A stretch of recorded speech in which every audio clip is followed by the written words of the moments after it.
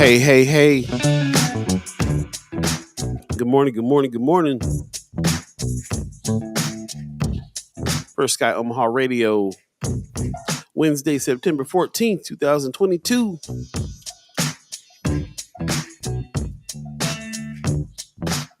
Good morning.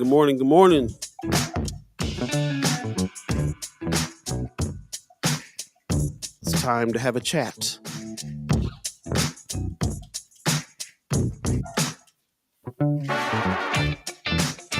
Hey, good morning. Hump day? You know what day it is. You know what day it is. You guessed it. You was right. Pops gives us a good morning. My favorite day, Women's Wednesday. Mad love from Vegas. Pop, I got bad news for you this morning. Ain't gonna be no women's. No women's. No ladies in here. No ladies today, unfortunately.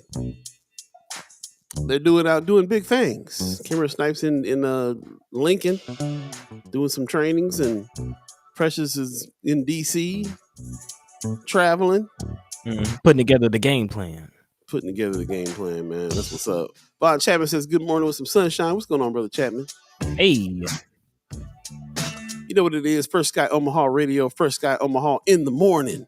There you go. We got Women's Wednesday with no women's. Man, not going to get delivered today. No deliverance. Wanda Lewis gives us a good morning. What's happening? Von Chapman gives us a good... Oh, we said him already. Brother Valentine says, morning, fam. What's going on? Hey. Judy Prinzler says, morning, fam. Good morning to you, Judy. How you doing these days? Let me talk to you for a while. How's your health? Yeah. Usual suspects. There you go. Rome's Review says, I don't want to go outside in the rain. May sound crazy. I don't want to go outside. Is it raining outside? Yeah, I was going to ask, is it? I will say it was beautiful while I was there. Beautiful weekend. It was supposed to be all like rainy a couple days, but turned around. Okay. That's what's up. Yeah, I know you was inside, man. Yeah. Yeah, man. I'm still inside. We're going to talk about this. My test came back positive yesterday, bro. We're going to talk about it. Medicine Song in the house says, Grand Rising Kings. What's going on, lady? Peace. What's happening, sister? Oh, Mother Nature in the house. What's going on? Erica Phelps said, let me say it one more again. From a profile, you can see, good morning. I'm up here. I'm here. Appreciate you. Y'all learning. Get off that friends up. Come on over here. Yeah. Come on over. Nothing but a short walk. Come on, Cletus. Come to First Sky. You tired of not getting seen on the chat? Come to First Sky. Want to join the conversation? Judy Prinzler says, I'm doing very well. So glad to hear that. Good. Josh Tay says, happy hump day. You know what day it is.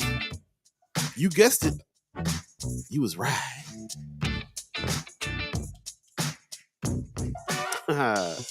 Mark Matter said, good morning from the bike lane. No rain here. There's okay. Rain in it. Okay. Yeah, Sanchez. It's raining. I want some of that. Need some rain. Do you? I like rainy fall days. Absolutely. Okay. Just don't like the snow. You can keep that. But I do enjoy hoodie season. I do enjoy a good hoodie season. Come on, see? That's what I'm saying. You get to break the hoodies out. Yeah, man. Got to put a couple jackets in the cleaners. Get ready. Oh, there you go.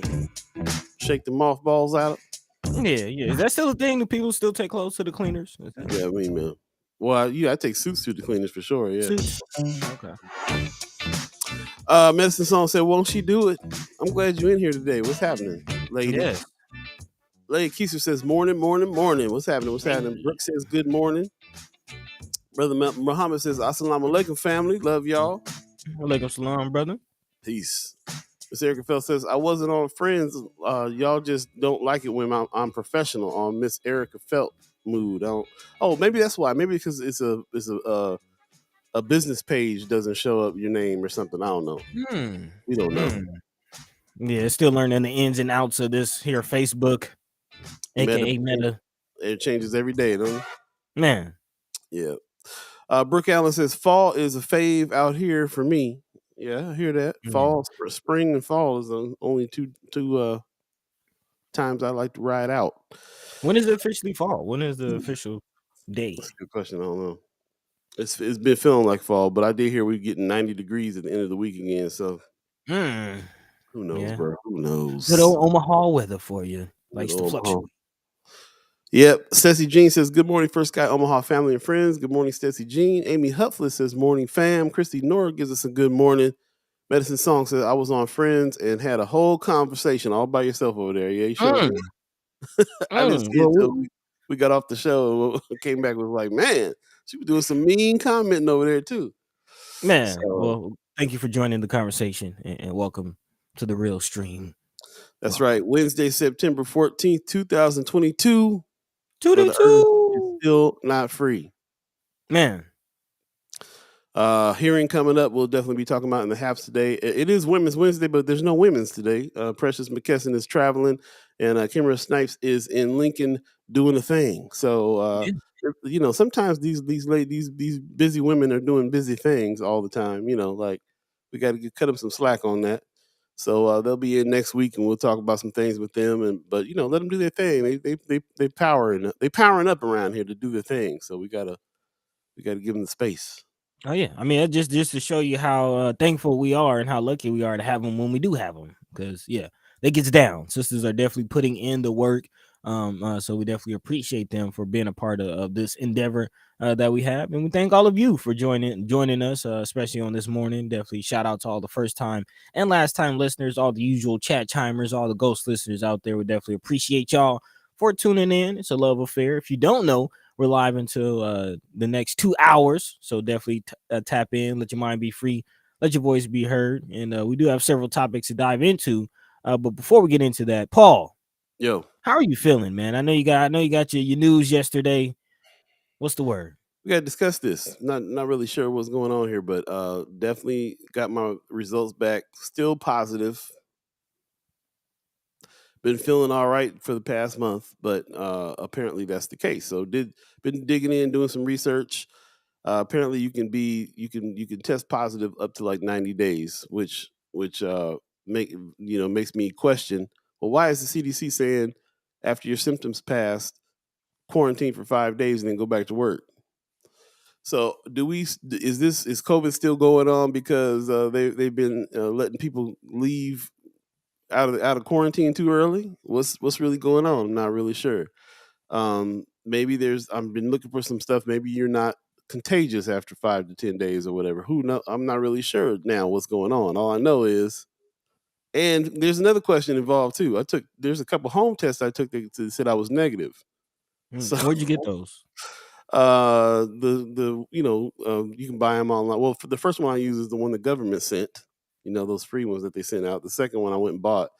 But this one I went to Walgreens and got an actual test. They sent it to a lab. It came back 5 days later and said positive. Hmm. So yeah. Christy North said yes, 500 folks are still dying every day. Man, see, I haven't heard those figures. I haven't heard that, but we had the conversation off air, and yeah, it was a little confusing. Like, okay, you had an original diagnosis less than 90 days ago, and then you say you can still test positive within that 90-day window. But you did your quarantine, you got over it. I guess in some way, you got over it. But then you had close contact with somebody else who tested positive. So my question is, how do you know if the positive test you just received is from, the close contact, or is it still from lingering from the first time, especially if you're not having any symptoms? It's just, how do you know? And then who can afford to hunker down for 90 days? When let's see, 2000, what was it, 2010? 10, I vowed that whatever job I have, I'm going to be able to do it from anywhere. Took me this long to get here, so luckily though, I'm able to work from home. But yeah, in a real way, who can do that? Ms. Hickerfeld says that's not for everyone because I required a negative PCR test for children to return. The home tests give false negatives. Okay, so that's a good person to talk to on this. You have a child care business, and if they get diagnosed with COVID, you let them back when they have a negative PCR test. What's the PCR test? Is that the home? That's not the home test. Is that the lab test? I mean, here we are 2 years later, still all these questions, still don't know how to act with any of this stuff. Man, still confusion and still people dying. Christy North says PCR is much more sensitive than the home test. Okay, Right. well, I don't trust the home test no more. I can tell you that much. Can't trust it, like Public Enemy said. 7-Eleven, if you believe in the concept of time, we're gonna jump into what we're gonna talk about here a little bit. And I'm glad we got some people that are letting us know what's happening here. Ms. Erica Fell says, I talked to Social Security, and because of my son's father now being severely disabled due to COVID, my son will get a little change by New Year's because they're ridiculously slow. Okay. So that's coming out too, as far as if because I've heard that's the only time I ever heard anybody becoming severely disabled due to COVID. So even more questions as far as I'm concerned, and like what's anybody doing about this, man? We'll jump back into it before that. Let's talk about a little bit about what we're going to talk about today, and then jump into the show, and we can come back to this subject in a minute. First Sky Omaha, fresh edition of First Sky Omaha in the morning. Wednesday, September 14th, 2022. What's on the agenda today, buddy? Man, big shout out to all the chat chimers and ghost listeners and friends of who dropped links in the Friends of First Sky Omaha Facebook page, because that's kind of our go-to. So we definitely appreciate y'all. We will be diving into this mental health facility that's going to pop up by 52nd and Sorensen. We've been talking about it. They are getting closer to launching that project. So we'll look into that. Also, definitely going to be diving into this Herbster pack. Again, Charles Herbster, man, is actually applying some political pressure even after losing in the gubernatorial primaries. So we'll talk about what this pack recently did as far as getting support by state senators. So we'll definitely dive into that. Also, one of the chat chimers brought this up to our attention. So we'll look into this as this case has now come to an end. A former police captain has won her lawsuit against her former employer. She sued Police Chief Todd Schmaderer over discrimination claims. So we'll talk about that and maybe get a glimpse into the culture of the Omaha Police Department. And then, of course, definitely going to talk about the Ernest Jackson a hearing that's coming up. Yeah, hearing coming up with, I couldn't think of a word, but again, the pardon hearing and commutation, that's the word I was thinking of. Commutation and pardon hearing coming up within the week. So we'll definitely talk about that. Again, big shout out to Medicine Song for tuning in with us this morning. So yeah, without further ado, let's go ahead and get this thing rolling. Just about 15 minutes into the hour. Buddi3 Da Gawd, Paul Beee, all of you, let's go. Hey.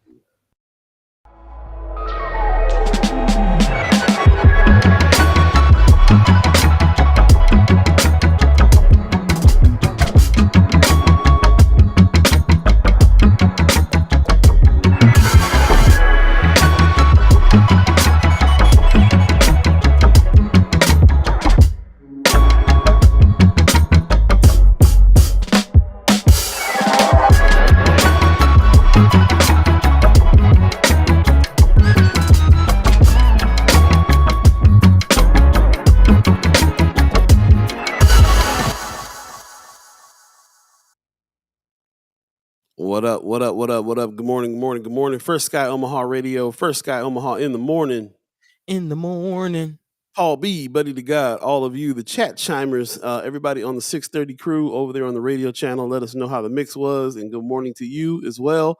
You can go to First Sky Omaha and hit the listen button, firstsky.omaha.com, hit the listen button. Celebration of Black music 24/7. It's going down over there. You can also hear us broadcasting live over there in the mornings if you can't get on the Facebook chat. If you are on the Facebook chat, do us a favor and share the show.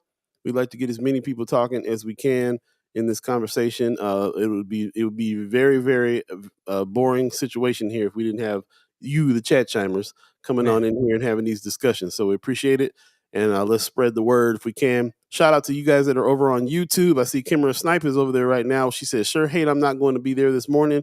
I wanted to listen before I went to my class. Good morning, family.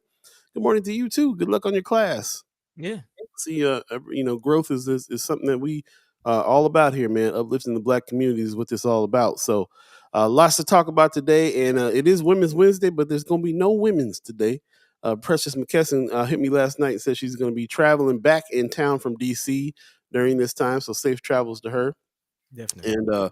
And you just heard from Miss Snipe. So that's what's happening. She's up in another town and doing some training and seeing what's happening up there. So that's what's up. Speaking of Women's Wednesday, I did speak to Michelle Troxclair last night as well. Hey. There's some changes going on with her that's going to allow her to be able to come back and do some soapbox moments. And she said she's been itching to do it, man. She said, I need it. So look in the future here for the return of Michelle Troxclair soapbox moments on Women's Wednesday as well, and lots more to come. So that's what's up.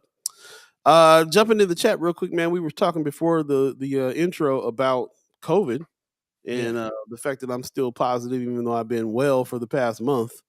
So don't know when you're supposed to come in and out. Pops in the chat said, yes, I've been feeling like the CDC has been sending people back too early.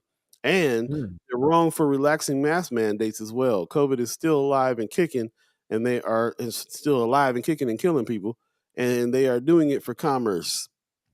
Christy North says you can go out after 10 days because your viral load is much less and you are less likely to spread. You can go out with a mask after 10 days. That's what they say. But I've heard that before, but never heard that you will still be testing positive when all that's going on. So don't know how to feel about that. Also, Mr. Eric Felt says PCR is what you go in to have done when they assault you with the giant Q-tip. Not assault you. They poke your brain with the giant Q-tip. Tickle your eyeball. Yeah, that's what's up. So, there's a lot there going on. Still, the questions don't really know what's happening. Are we still in this pandemic because we're getting sent out too early and we're testing positive and still giving it to people? And this, what now? I'm questioning the CDC. We've been following the CDC this whole time. As a matter of fact, we've been reporting about what the CDC says, even, and there's been policies built off of that. Now I'm questioning that. Because it seems like it's too soon if it can linger in your body as positive. You can be positive for months after. Well, if they are going to send you out too, in 10 days, then why would they just take the mask mandate away? You know what I'm saying? I do kind of want to challenge just something you said small as far as the policy and what's influencing the policy. I don't think the policy that's been made surrounding this is as steeped in science as we may have hoped or know that it needs to be, and which kind of causes the science to be questioned.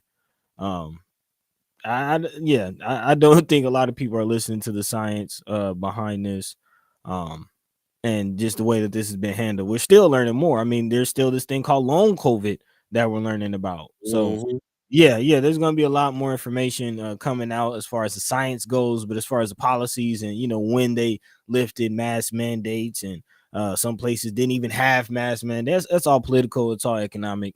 Very interesting. And you still just gotta inform yourselves as much as you can and do what you can for yourself. Yeah. And and it's all, if you're gonna be out here, then it's keep on wearing the mask, the distance, keep the hands washed, fist bump instead of shake hands, you gotta do all this diligent stuff still. It might as well anyway. There's other stuff out there like monkeypox and stuff you need to be looking out for anyway. So I think it's just gonna change the way we interact. We have a thermometer with us all the time. Huh? What's your temperature like before I give you a hug?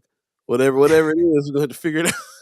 Yeah, man. I don't know though. You don't want to get to living in a bubble. I mean, that's other people's argument, but then again, there's still people dying from COVID all the time. But there's Right, people right. dying, like they say, there's people dying from the flu still.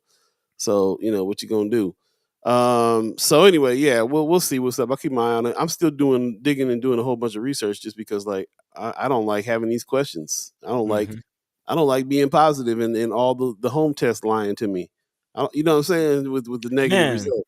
I will say on the tip of the home test, if you're a person out there who still, still believes it's viable, still trust it, that's your decision. But I will suggest taking two of those things. Again, there are the double packs that they sell, and they do urge you to take one and then like 24 to 72 hours take another one just to be sure. So if you are going to take a home test, definitely take two, double it up. They also said that if you take a home test and you're negative, then it's going to be clear. If you take a home test and it's positive, you should still go get the PCR test. Is it PCR?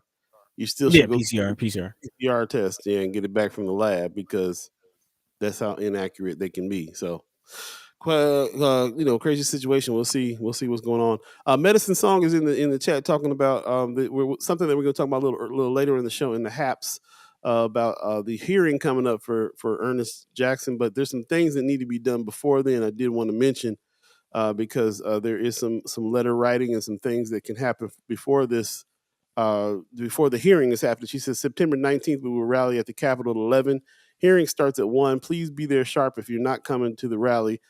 Should they call his name and deny him, we are standing in our Ernest Jackson swag probably or swank for 22 minutes and for the 22 years he's been there. And those staying the whole hearing, we will stand the remainder of time.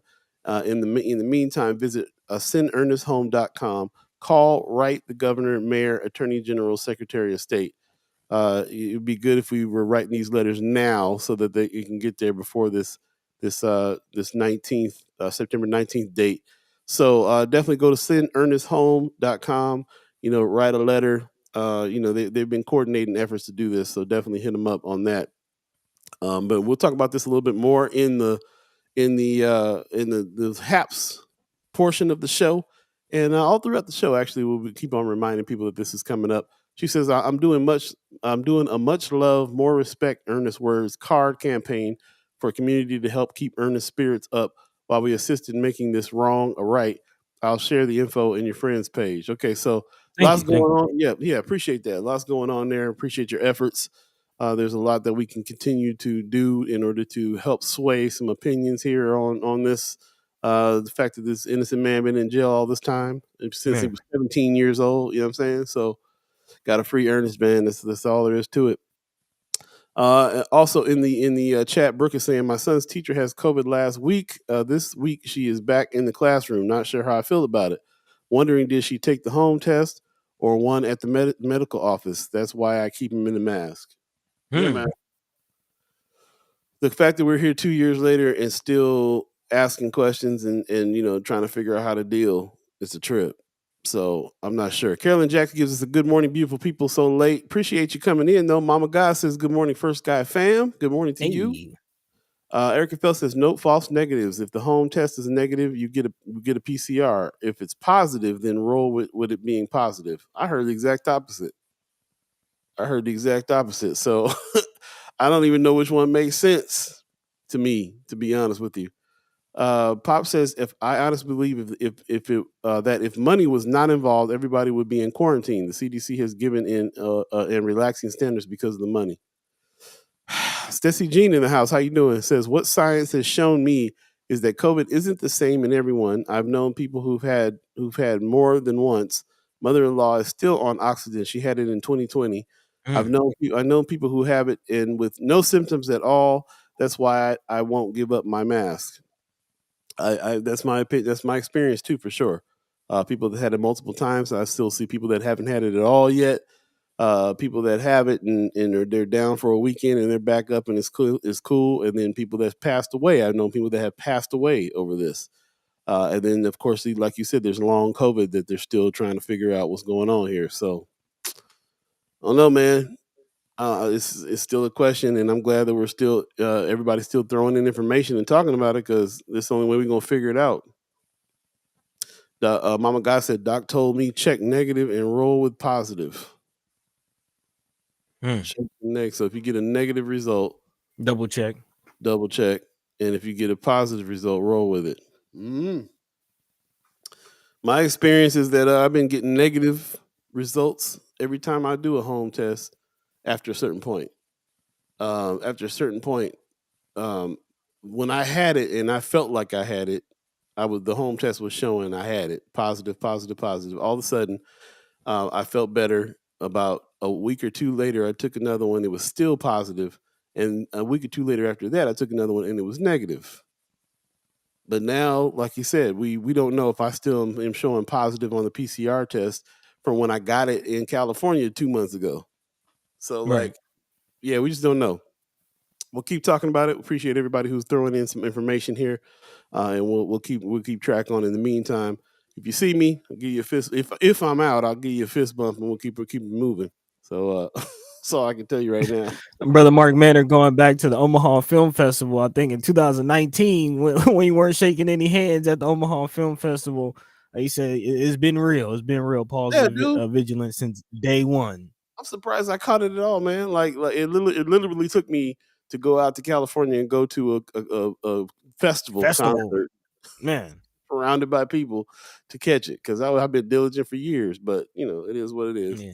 I'm with Erica Felt, though. Follow the money. That's the theme of the season for a reason. She says because politicians plan like they're scientists so they can control the economy, and fools believe in politicians who get paid instead of scientists who pay for their education. Ooh. So yeah. That's kind of my concluding thought on that. I'm gonna have to go with Sister Erica Felt.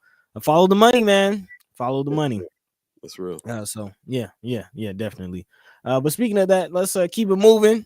Jump into the next topic, and we'll start right there. Following the money, I do want to remind the people that the North Omaha Turnback Tax Grant is still available.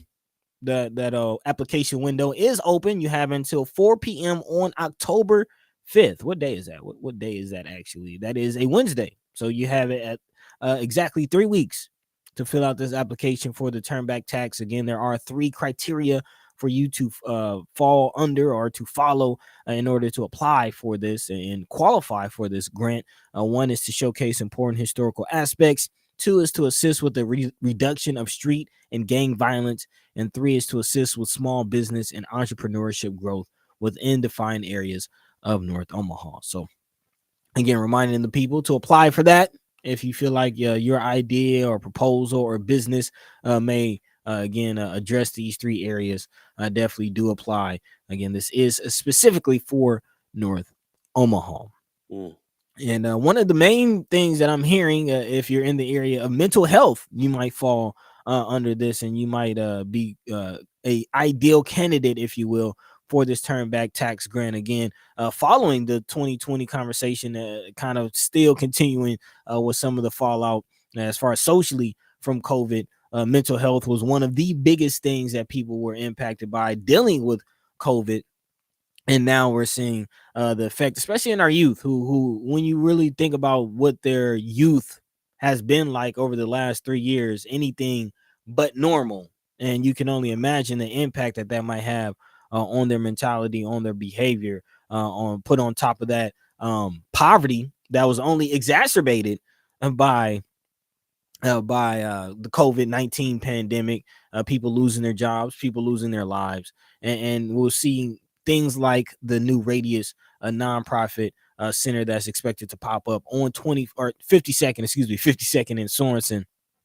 And this is something that we've been looking at quite some time, actually, since it was announced. And now it is poised to open next summer, specifically 50th and Grand Avenues, the alternative to a more restrictive juvenile detention center. The 24-bed facility, which is designated 12 to 18, will have behavioral, recreational, and education programs, as well as a standalone health clinic, which will be open to families and the community. This is a $25 million residential youth treatment center, which again will rise in North Omaha. And sort of the big aim for this is to fill a gap that exists in the metro area, a gap that actually forces courts and families to send troubled teens off to other states in order to get the mental health assistance that they need.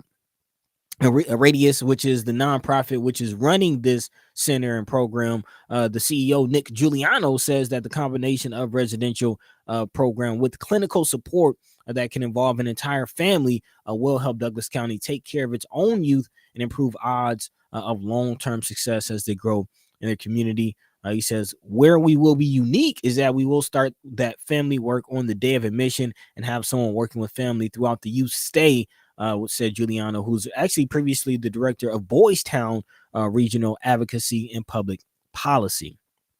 So I know we have some feelings here on this show about more beds. Again, 24 bedrooms will be the facility capacity. Thoughts? Well, I was, that I was hoping that that wasn't going to be the case. There needs to be more attention given to different kinds of ways to help with mental health issues and so on and so forth, than just having more beds and more facilities, especially in North Omaha. Like, it's kind of a jail like facility that they're going to put right here in the middle of smack in the middle of North O. So that's what it feels like. Ron Chapman in the chat says $25 million for 24 beds. What happens to monies for juvenile reform? And that's what we're talking about more so than anything else. That conversation about what reform is not really a conversation that's happening, and there's definitely not millions of dollars going towards it. So what we'll have here is 24 beds. So that, first of all, if you're thinking of the facility as some kind of solution, I don't know how big of a solution it would be with that small amount of room. But again, is it even the solution to have beds in the first place? Should there be some facilities here this way? Maybe 25 million for 24 beds. Maybe some of those millions are going to some kind of reform, some kind of programs within this facility. I can't imagine that they would just build a facility and have no programs. But how come we're not hearing about the programs? And who do we need to talk to about finding out what they're going to do about reform inside this facility if that's what's happening? We're following the money. Where's the money going to in this project? Is it just going to, make sure that the ground's around and the fence is up? What are we doing? I mean, that's a good question. There will be programming. So, again, behavioral, recreational, education. They are touting, family services. So, rather than just looking at the patients, or I don't know what they're calling them, residents, I guess, looking at the residents as just, another number, another head in another bed. I do get the sense that they are. I think that's the difference that I am here for, that I do like, is approaching the whole family, not just treating the child, but making sure that the environment in which that family or that child lived in order to come to that point, that changes and that's improved. I do like that, but I do appreciate your question. It is a good question, man. $25 million. Does that go to the running of the programs? Does that go to, the actually operating the facility, or does that go to just building the facility? Wanda Lewis in the chat says meds, and this is one that we have not discussed yet as well. And she's right. A lot of that money could be going to meds, because that a lot of times they act like that's treatment. That's what treatment is to medicate everybody. So, so a lot of that could that could be the strategy for their programs. I mean, it's really up to us to see what do you have to do in order to wind up there too. I really want to know that kind of stuff. Well, they do address that in this article. It says Giuliano said the typical Radius resident may suffer from a combination of extreme behaviors beyond law violations. So you have to do more than just be getting arrested. Their needs may call for a place less intense than a psychiatric hospital, but more than a traditional group home. He went on to say they may have a co-occurring mental health and substance abuse treatment needs. Our program is designed to deal with all of those, as well as to have services that can continue on after they leave our program. So what those services will be, I am curious where the money is coming from. I am curious as well if there appears to be a philanthropic group that's kind of supporting this whole effort. The usual suspects, Charles Drew, Sherwood Foundation, UNMC's psychiatric department, and also Security National Bank in the legal profession are all representatives and board members and some of the philanthropic foundations that are backing this. So where does the money come from? How much does it actually cost to run? I don't know. So this is definitely going to meds. After hearing what you just read, now I'm understanding this even better, because these are people. So what you have to do to be in here is you have to already be a criminal. You have to already have being committed crimes, and then whatever's going on with you psychologically is going beyond the punishments and the jail times and so on and so forth. So they're bringing people that are in the system, that got some psychological issues that need to be addressed, maybe even substance abuse, right in the middle of the neighborhoods. 52nd and what? It's 50th and Grand, right near the 52nd and Hartman, 52nd and Sorensen, Wakanda area. It's like literally on the other side of Sorensen from Wakanda. Okay, so that's a really residential neighborhood. Yeah. Really nothing over there, but a residential neighborhood, which is why some residents kind of didn't know if they wanted it there. I mean, there's There there's was a lot that. to talk about that too. Why would you put a facility in the middle of the neighborhood when you got people that are potentially dangerous? So meds, like going back to what Wanda Lewis had to say, they're definitely going to be sedated if they're sitting in there under them circumstances. Yeah, man, it just feels real crazy, real suspect. In the chat, Whitney Richardson, good morning to you as well, says, is anyone familiar with the nonprofit? I think the impact will depend on their leadership. You just read off some board members that are connected to this thing as well. Amy Hupla says an overall project should include X amount for 2 years of operation and programming, and philanthropy is helping fund. Most times that is a requirement. Very true. They always got requirements. Whitney Richardson says, I think the housing is good because many homeless people suffering with mental health conditions could benefit. Like I said, if that's the situation, then I don't know how much 25 beds is going to help. But it doesn't sound like it. It sounds like this is a treatment involved situation here. This is an alternative to jail after you've already been to jail, but you still need to kind of be in jail, but not really. This is where they're going to put you. So I'm feeling like the facility is going to be a little bit of jail-like kind of deal. Wanda Lewis says more funding for preventative is what's needed in the community, not the back end. Totally agree. Vaughn Chapman says, is there a service in this program that addresses the reasons for the negative behavior? Is poverty ever going to be addressed? Is this just another write-off for the philanthropists? Good question. Whitney Richardson says, I think this will be a better alternative to jail for severe mental health conditions. Probably right. It's probably right, but it depends on how jail-like of a situation this thing is too. It might just be another jail. With some facilities, with an ability to get sedated. Who knows? Ms. Erica Fell says nobody wants any kind of facility in their backyard. They have to be somewhere, but I do question why it wasn't put out west with all that land. Well, this is again geared towards addressing a need specifically that's been identified in North Omaha, which is mental health services. And the big thing that they are again trying to address with this is the fact there is a problem.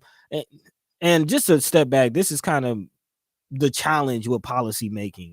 There's a perceived issue and you try to address that issue, and usually there's some kind of fallout or some kind of result from that perceived answer that isn't considered a lot of times. What if we do this, if we do X, what will happen out of that? And I do kind of see that with this. Again, they're trying to address the issue of families having to send their children to other states. So if I have a child that's dealing with this type of situation, dealing with mental health, I do want them as close as home as possible. I don't want to drive out to 120th. I don't want to have to drive out to 200 and something. If I can drive to 50th and I live on 30th, or if I live on 16th and I can only drive to 50th, then that's better. But at the same time, yes, all of these issues that we're talking about, like nobody wants to have these in their backyard. And somebody else asks, is it 25 beds or bedrooms? And it does say 24 bedroom. But also if I'm somebody dealing with mental health, do I want a roommate? I mean, yeah, of course, of course. You know, good question though. She also says, yeah, 25 beds is so small. The billionaires could do way more. Um, the question, I'm still having a question whether or not is needed. Uh, I still don't quite know all the way. Carolyn Jack says, I thought this project was being led by the same group that opened Lasting Hope. Not sure about that. Yeah, I'm not sure about Lasting Hope. Eric Miserkefeld says, I just clicked back on. I thought we were talking about the juvenile detention center. It makes sense for it to be north then. So this is not Yeah. the juvenile detention center. This is a mental health facility that we're talking about here, and they're saying that this is what's needed in our neighborhoods.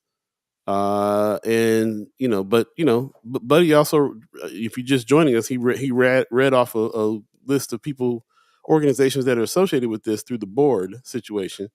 Mm-hmm. And this, it brings up a lot of questions of why this is just here. Von Chapman says, why didn't they just add this service in the existing juvenile justice facility? Good Or the question. new one that they're building. That's right. So Also, lots. Mhm. also speaking of facilities, let's also take in consideration the fact that Douglas County is talking about building another mental health facility.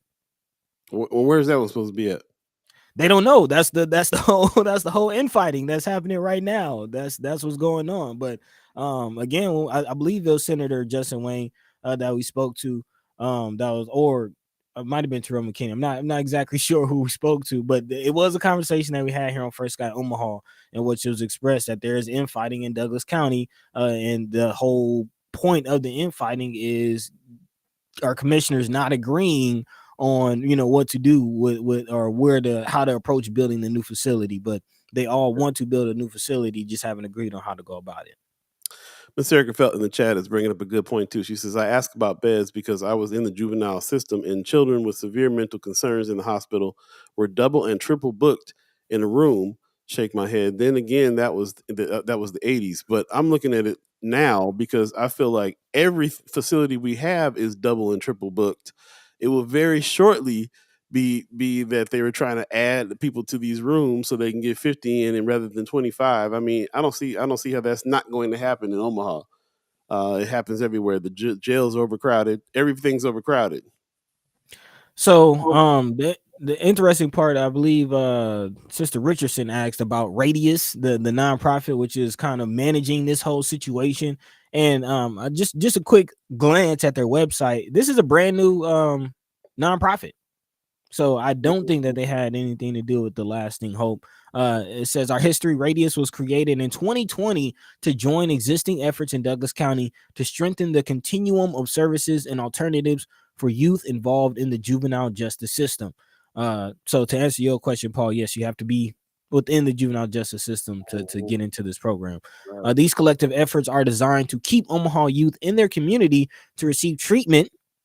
Again, answering another question, Paul, about the medication point.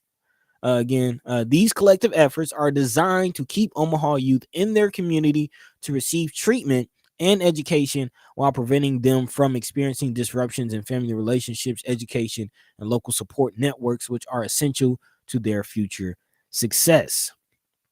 It says their mission is to empower youth and families to reach their full potential through community engagement and trauma-informed education, social and behavioral health services. So I would like to know more about what these services are. What are some of the programs that they're providing? They did say that they are also offering and providing services even after these residents move out of this facility, which is good news. But again, would like to know more about these services.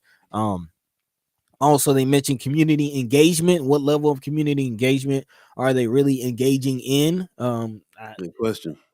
Yeah, beyond the whole article that was about the people who lived in that neighborhood not necessarily buying into the idea of this facility. I haven't really heard too much community conversation beyond that. Wanda Lewis says, so they are saying that this is the only community that has issues with mental health.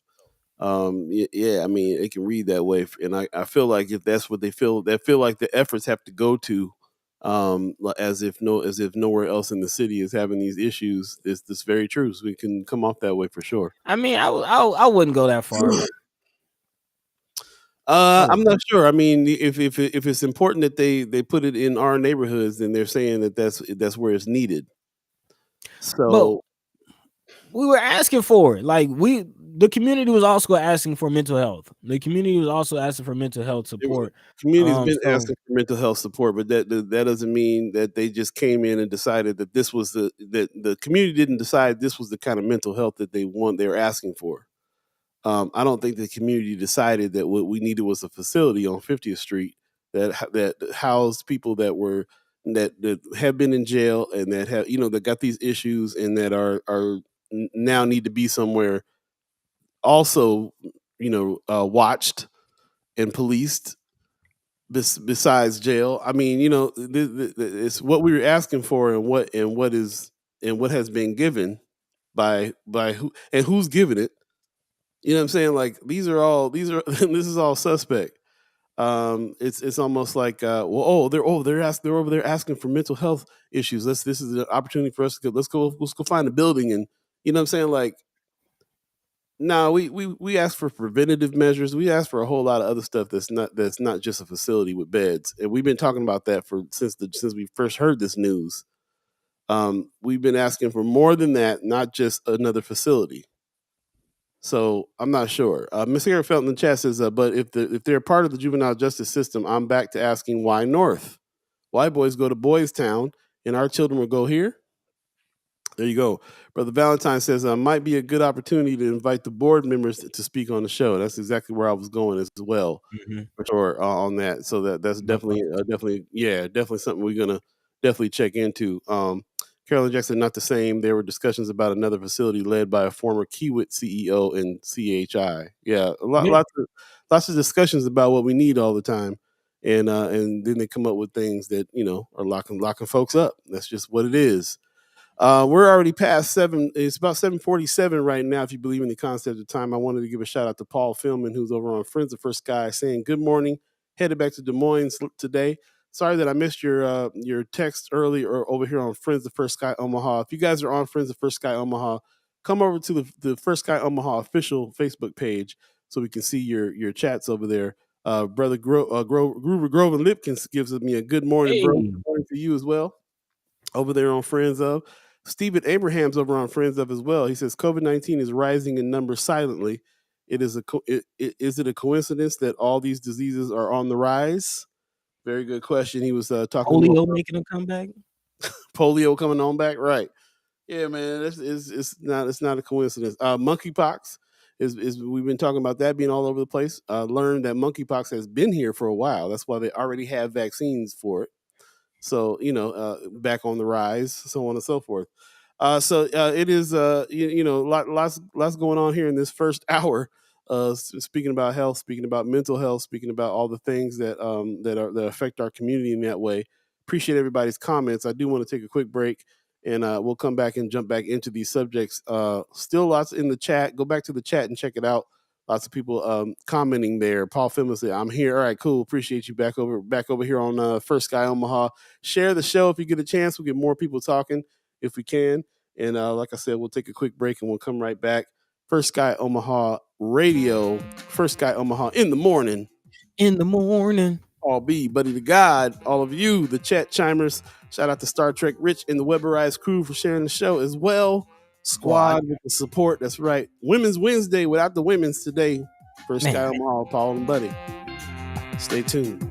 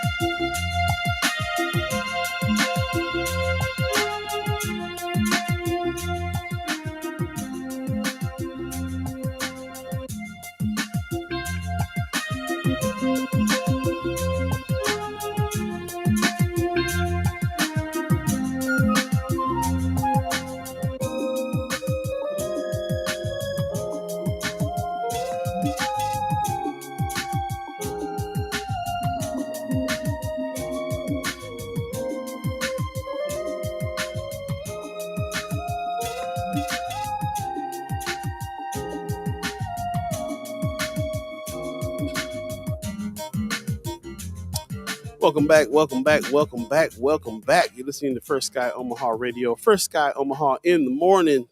In the morning. Paul B, Buddi3 Da Gawd, all of you, the chat chimers. Don't forget, the 19th earnest pardon hearing is happening. We definitely need letters of support. We need people there to sign the commutation petition. Donate today to help Ernest receive his full file for his hearing. Send Ernest home. Go to sendernesthome.com and get some more information there for sure. That thing is coming up, so it's kind of time to start writing some letters here if you haven't already, and get going on it. And you can go to sendernesthome.com and get some information there on where to send them and what to do and all that good stuff. So we'll be talking about that a little bit more in the haps. Thanks for everybody that is in the chat this morning talking about that, and also just talking about all these subjects that we're on. Following the money is the theme of the season for season 4. So every time we are talking about something, we're thinking about that. Who's funding these things? Yeah. Follow the money. Are the Douglas County ARPA funds being spent for this facility? Aside from the funds being hoarded, exactly how much is ARPA funds benefiting the community? Von Chapman asks. Lots of good questions on this subject of this facility. We have to discuss it. Who's actually doing any kind of long-term discussion here about a facility that's going to be built on 50th Street in North Omaha, like right in the smack in the middle of a residential neighborhood? Who's are the people in the neighborhood behind this? You know, are have they been asked about this? Are we having some discussions here? Like, what's really going on?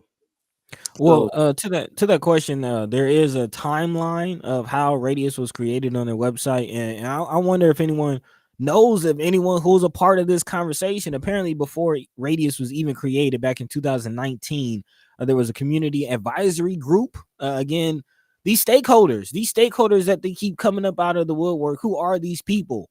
That's really what I want to know, because apparently these are the ones who decided that this was the path forward and the way to address mental health and poverty in North Omaha. Is a community composed of philanthropy, healthcare, law enforcement, juvenile court, probation, and individuals with personal experience. It says they all began to explore the needs of youth in the local juvenile justice service or system.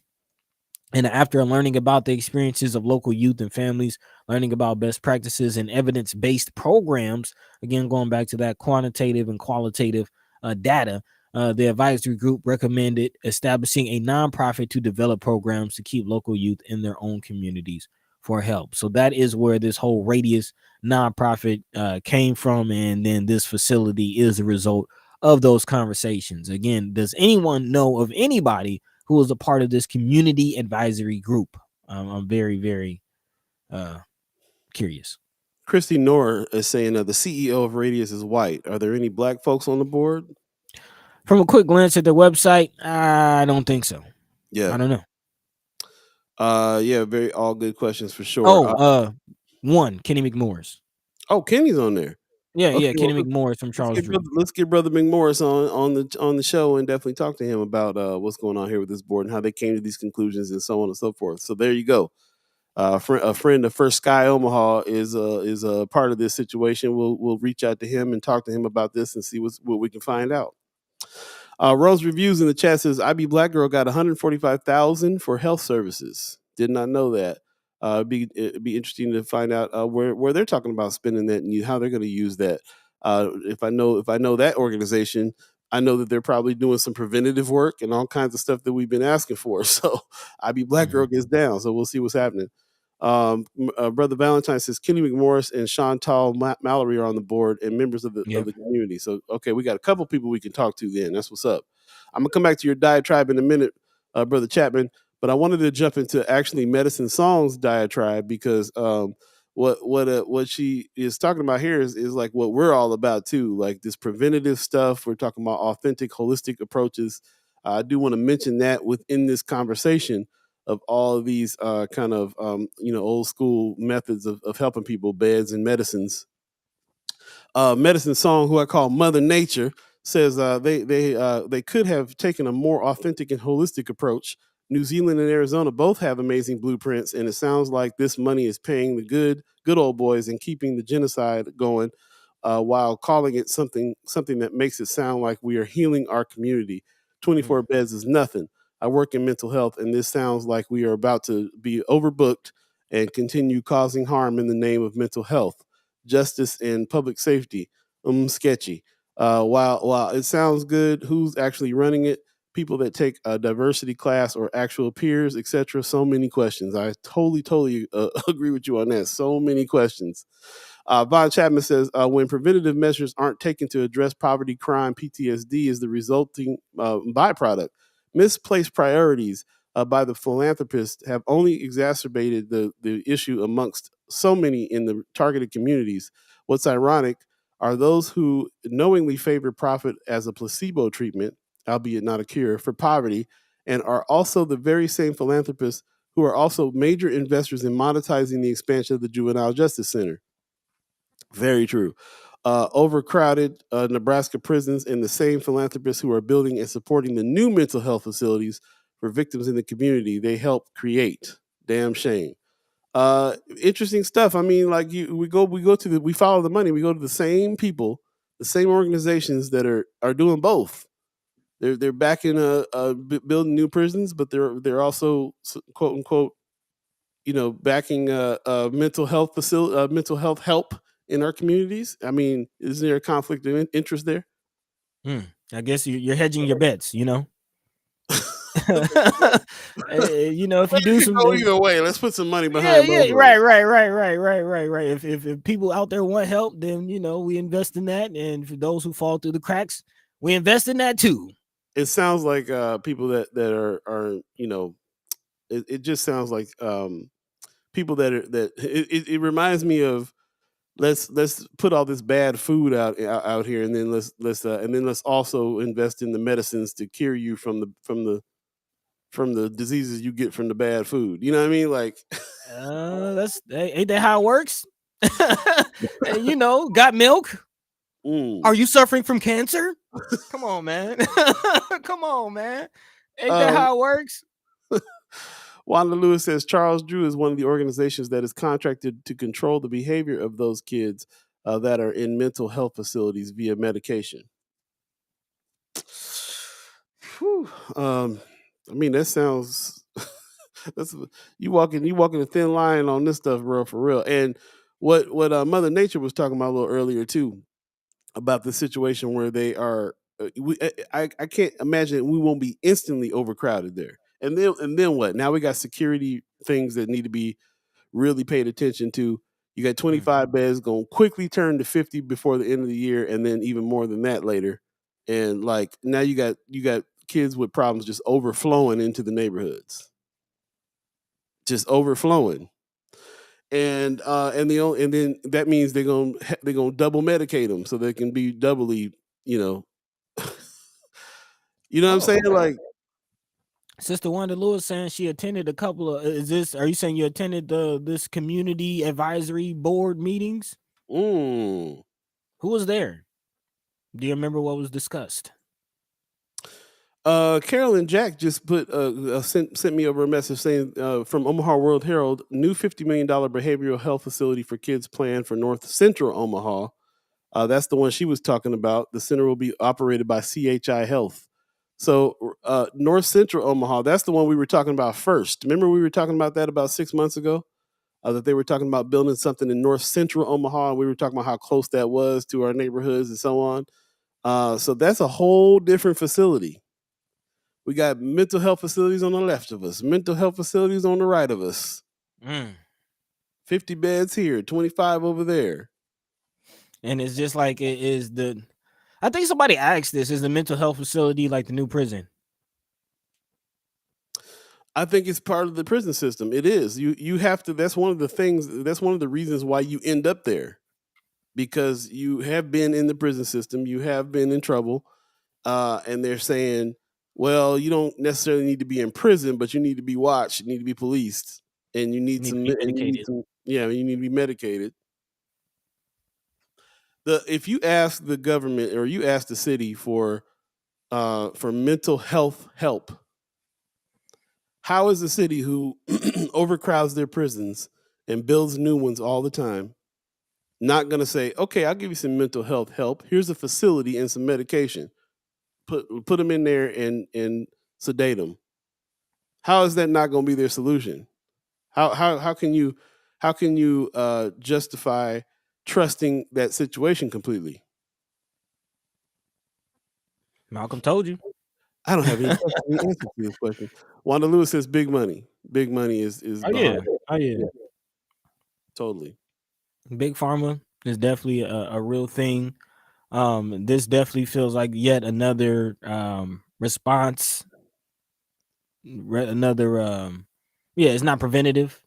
And No. I didn't want to speak of that. I did want to bring in something that Paul Fallman was. I mentioned it last episode, but Paul Fallman and I had a conversation after the state of emergency town hall meeting, which I think is important in this conversation because he was, talking about more preventative ideas as far as this model of breaking off, pregnant mothers who are in need with $300 a month, and the studies and actually addressing poverty and actually putting some money, in these mothers' hands and seeing the impact that it has when they have a little more income rather than spending all this money on. Yeah, I mean, think about it. How many families can you help with $25 million? Will that make a grander impact than 24 beds? Well, first of all, they even the thought of giving them the money is so against what our what our local government and stuff act like. That paternalism that I'm always talking about is the case. They don't even think they would be able to spend it in the right direction. They think they know better of where to spend where to put that money for their help. They think they know better what kind of help they need than people actually can say that what they need themselves. And it really always comes down to finances. Finances is like the reason why you can go get mental health in the first place. If you got a job that's got insurance, or you got enough money where you can get some actual help, you don't think that people would do that? They absolutely would do that. Like you don't have to build some free stuff for them to go to. Like give people a living wage so that they can, and with some decent insurance, so they can go handle their own business and do their own healing. And that's when it lasts and sticks anyway. Like the paternalism is ridiculous. They know better than you what you need. With that, it's 8:02 right now. If you believe in the concept of time, you're in the second hour now of First Sky Omaha Radio. First Sky Omaha in the morning. In the morning. Paul B, Buddi3 Da Gawd, all of you with some really, really great comments adding to this conversation. That's what's up. Christy Norris says, meaning you can't drug trauma. That has to be the programs that deal with root causes. That's right. You can't drug trauma. You can't drug what are you always on about the mental health? I mean about the mental health crisis that we're in. Not mental health crisis, but the Opioid. no. There's you're talking about how racism is now a Oh yeah, Douglas County recognized and identified racism as a health crisis. I don't know exactly the term that they use, but they linked racism and health disparities, and that the reason why certain health disparities exist is because of systemic racism. So where's that drug at? Where's the drug to make you better from racism? Brother Valentine says, as with all new things coming to North Omaha, does North Omaha have the resources in regard to personnel from the community to staff these efforts and ensure the needs of North Omaha is being met? Doctors, lawyers, therapists. It's a good question. I would absolutely feel better if those facilities were staffed by people from our neighborhoods, more than what we know is going to happen, which is they're going to come from other neighborhoods and be treated other. Mr. Capt says that cash can help prevent trauma, so the government can't profit off of them. That said, it's understood why folks don't want the cash dispersed. Mm-hmm. Yeah, I guess so. Wanda Lewis says when the youth age out of the program, then they're on their own. That too. No help for them beyond that age group. No help for the families to be able to take care of the people that have these issues and problems. Well, I wouldn't say that. Again, it does say in this article that there will be family-based program. I don't know what that means. I don't know what that looks like. But they are trying to address the families. Does it address poverty? Does it, I don't know what that looks like. So I would like to have a Kenny McMorris or Chantel on the show to speak with them And if anyone knows who was a part of this initial community advisory group, I would like to get some names from that as well. That's what's up. Good comments. Good conversation Yeah, for sure. yeah, good A conversation. lot from this. Appreciate that. And Ms. Feld says, as far as the anti-racism drug, she'd be dropping the anti-racism drug and drinks left and right. I'm sure. I'm sure you'd be able to pop it with your drink over at the tiny house bar and everywhere that you want. At that point. Amy Huffley says a lot of assumptions being made. Yep. So we got to definitely go get some answers. We'll ask Yeah. some more questions and bring them on, and we'll do that. In the meantime, between time, let's jump to some other subjects here. We got an extensive HAPS coming up a little later on because of what's going on the 19th. We definitely want to make sure that we help brother Ernest out for sure. I'm going to put this thing back up real quick just to let you guys see it. If you're just joining us, definitely there's a call to action. Ernest needs our help. His pardon hearing is on September the 19th. You can write a letter of support to help him out. You can show up on the date. There's a lot of activity surrounding this from people that are trying to help send Ernest home, hashtag send Ernest home. Go to sendernest.home.com and get some instructions there on what it is you can do to help. And we'll talk about that a little bit later on in the HAPS as well. And get your HAPS ready to together too. This is Wednesday, but I find that Wednesday is also a good day for HAPS because, there's stuff that does go on Thursday, Friday, and we're not going to talk to you till Friday morning. So let's start the HAPS a little early this week and see what's going on this weekend. Yeah, In the man. meantime, between time, buddy, where we jumping to next? Well, again, this story was brought to our attention from a chat chimer, and now that it has come to a conclusion, we're here to talk about it. Talking about the case of sexual misconduct or discrimination, really, within our Omaha Police Department, our Omaha Police Force, and a certain officer, a Deputy Chief Belcastro-Gonzalez, or excuse me, not Deputy Chief, former Captain Kathy Belcastro-Gonzalez. Is complaining and saying that she was looked over and not promoted to deputy chief due to a complaint that she made back in 2018. And apparently, a group of 8 jurors agree. Again, this went all the way to court. There was a lawsuit.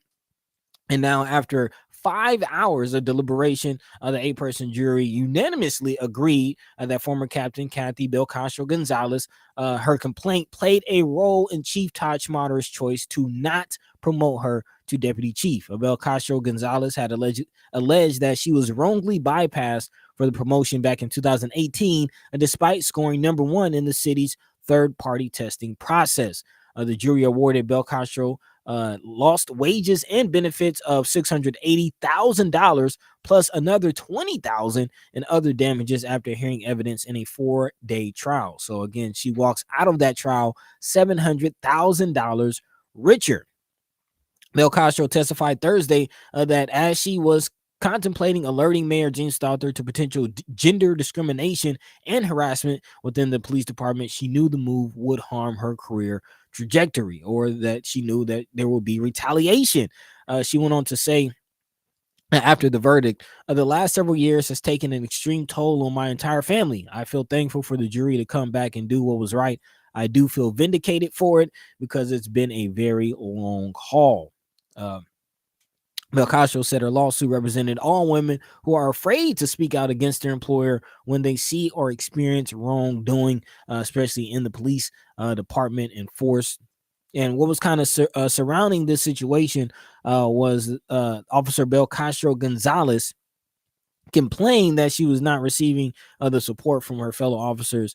She was running the gang unit, I believe, in South Omaha District, and had on several times asked for fellow officers to back her up in situations. She's asked for support from her other fellow superior officers and did not receive that, and went on to complain back in 2010, alleging that then Captain Carrie Newman created a hostile work environment because she and another officer were female.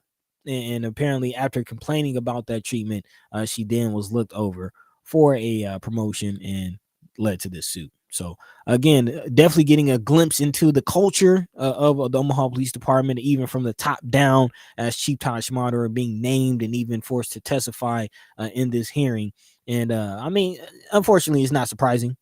This is not the first time that we've heard claims of sexual or gender discrimination and misconduct, not just in the Omaha Police Department, but there's also been some complaints coming out of the Omaha Fire Department as well. Yeah, man. Interesting victory here that happened. I think Kimber Snipes said that she was at some of these hearings and she came back shaking her head like our police department got some corruption going on here. So we've always kind of been paying attention to what Schmaderer has to say and is doing, and this is pretty rough. I mean, like some of us are going to not be surprised that this is coming out of the police department, and it's interesting that she won.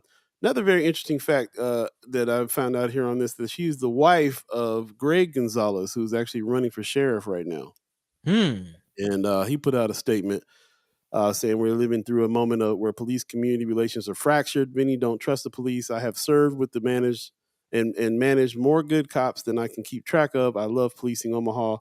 We have both fought for equality and professionalism in law enforcement. If we want to regain trust in our communities, our departments need to be run with honesty, integrity, and accountability. Women should never be afraid to say if they were harassed on the job. Women shouldn't be afraid that they will be fired for telling the truth.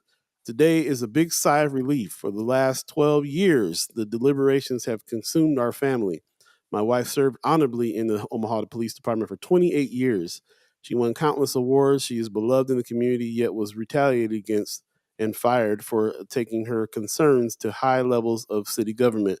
We stand by our jurors and support the 8-0 unanimous decision. Thanks to all the police officers who have supported us during this tumultuous time. God is good. So there you go.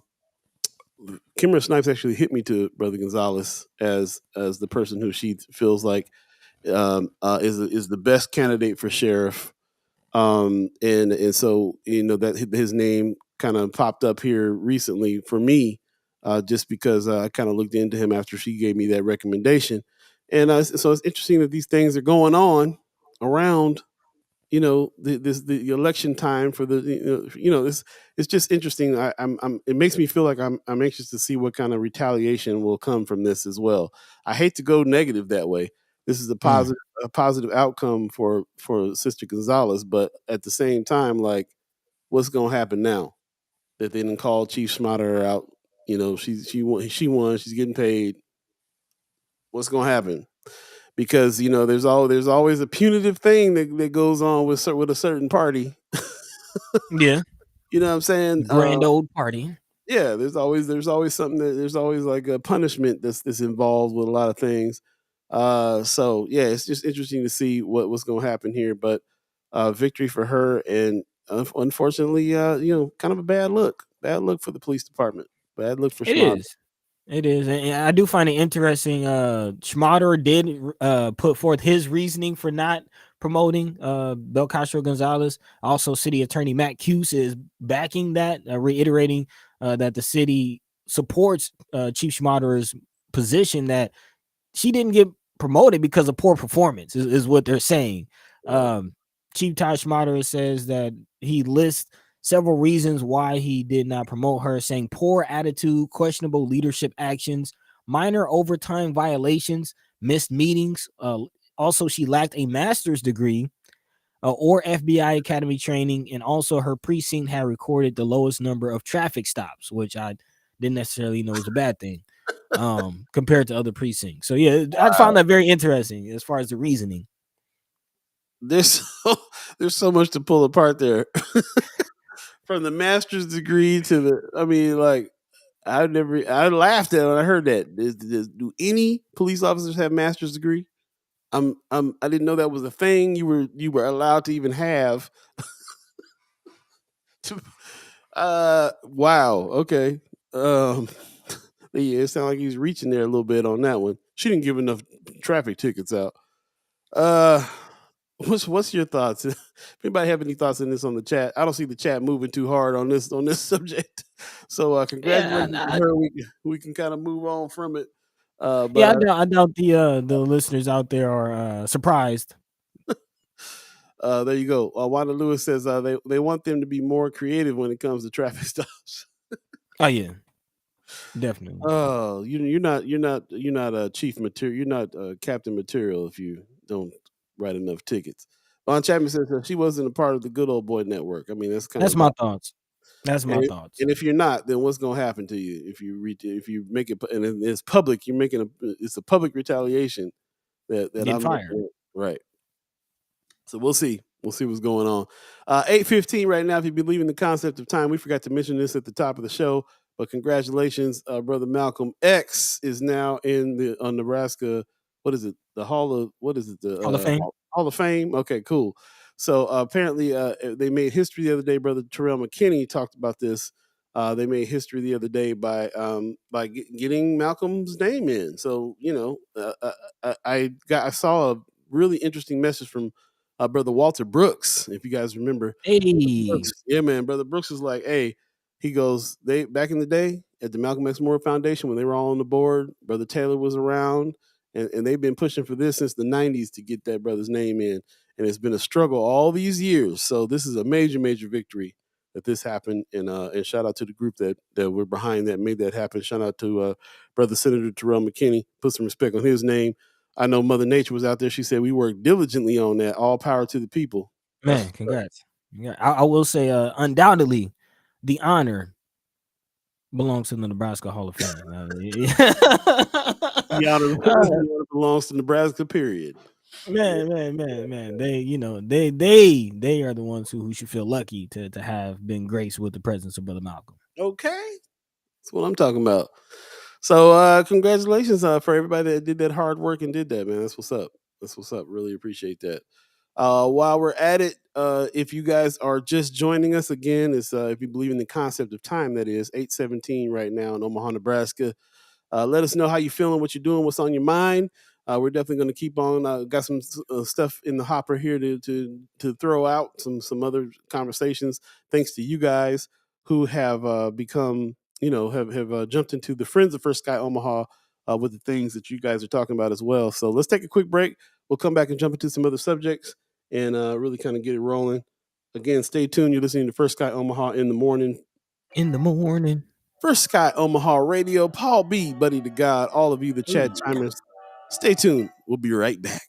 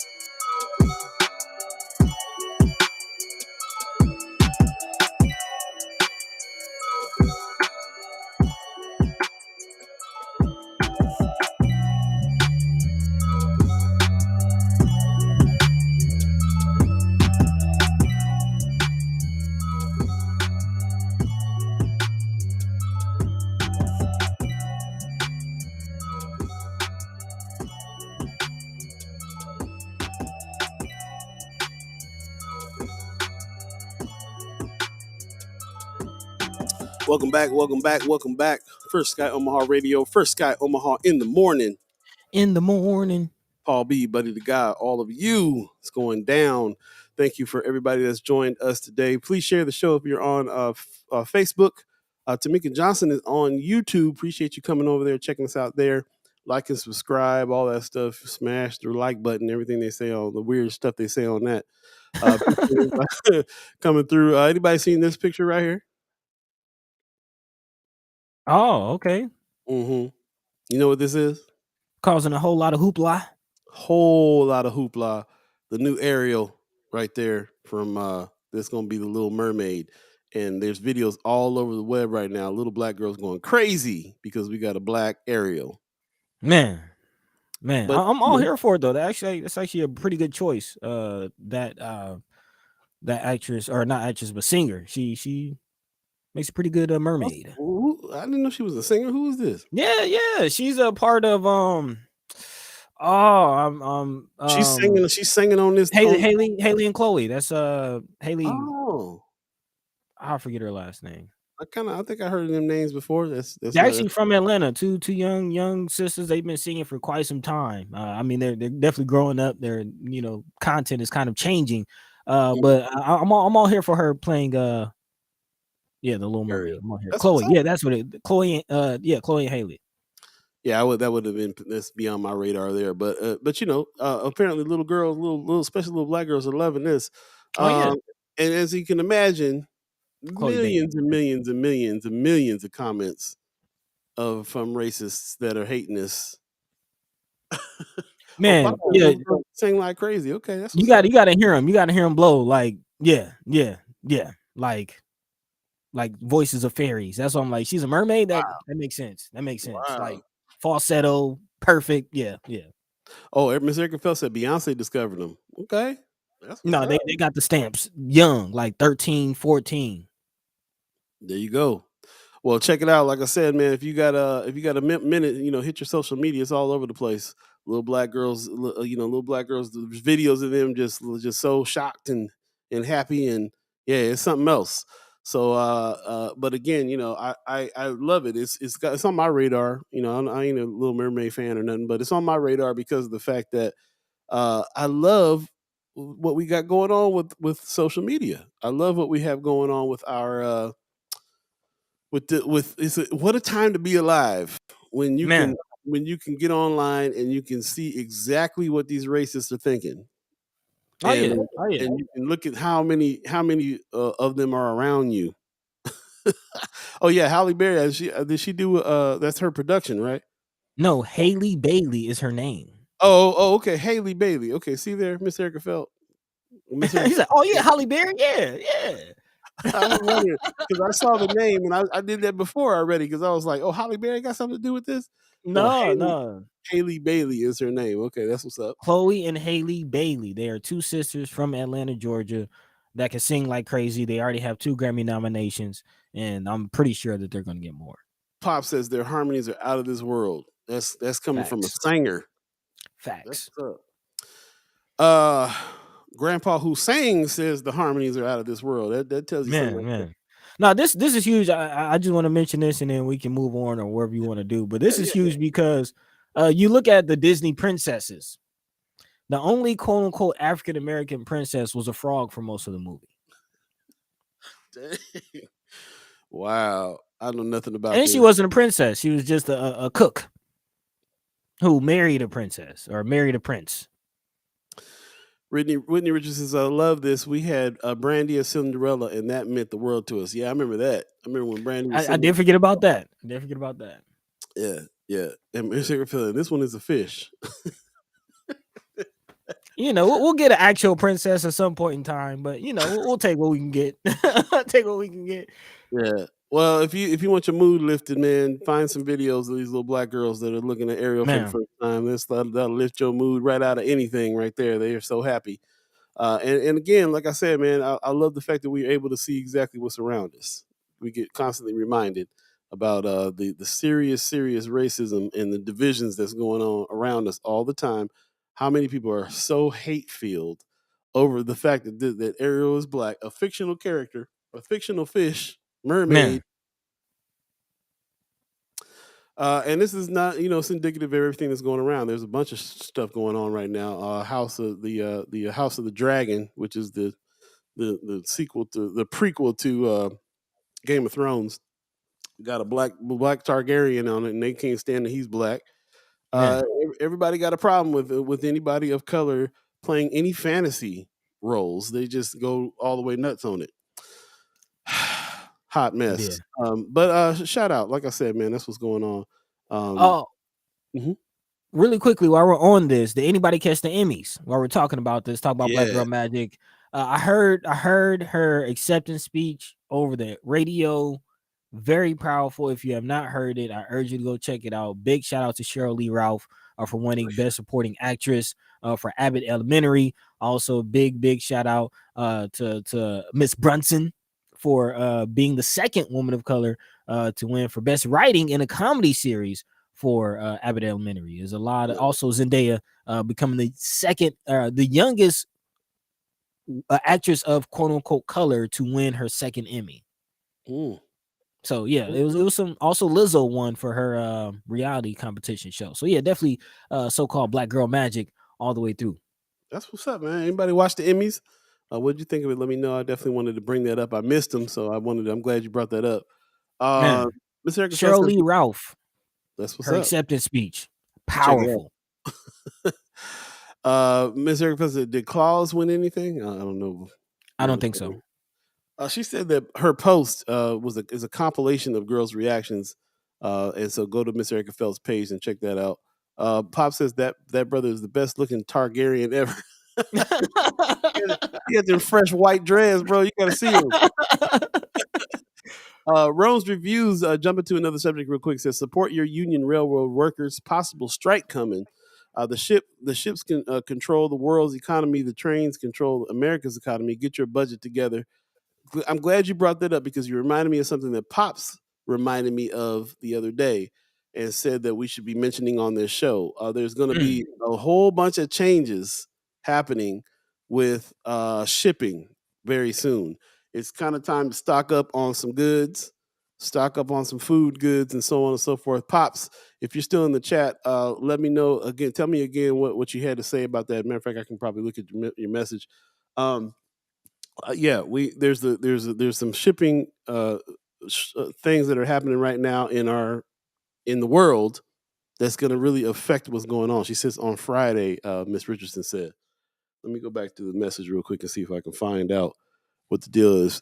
Shirley Ralph has been paying for a year. Yeah, she sure has. That's what's going on. Man, no, that speech is, she came in singing. Oh, man, that was the one? Okay, yeah. All right. Pop says shippers are in a cooling off period now, but that ends Thursday, and if they strike, it's going to be a bad thing. He says it never hurts to be prepared.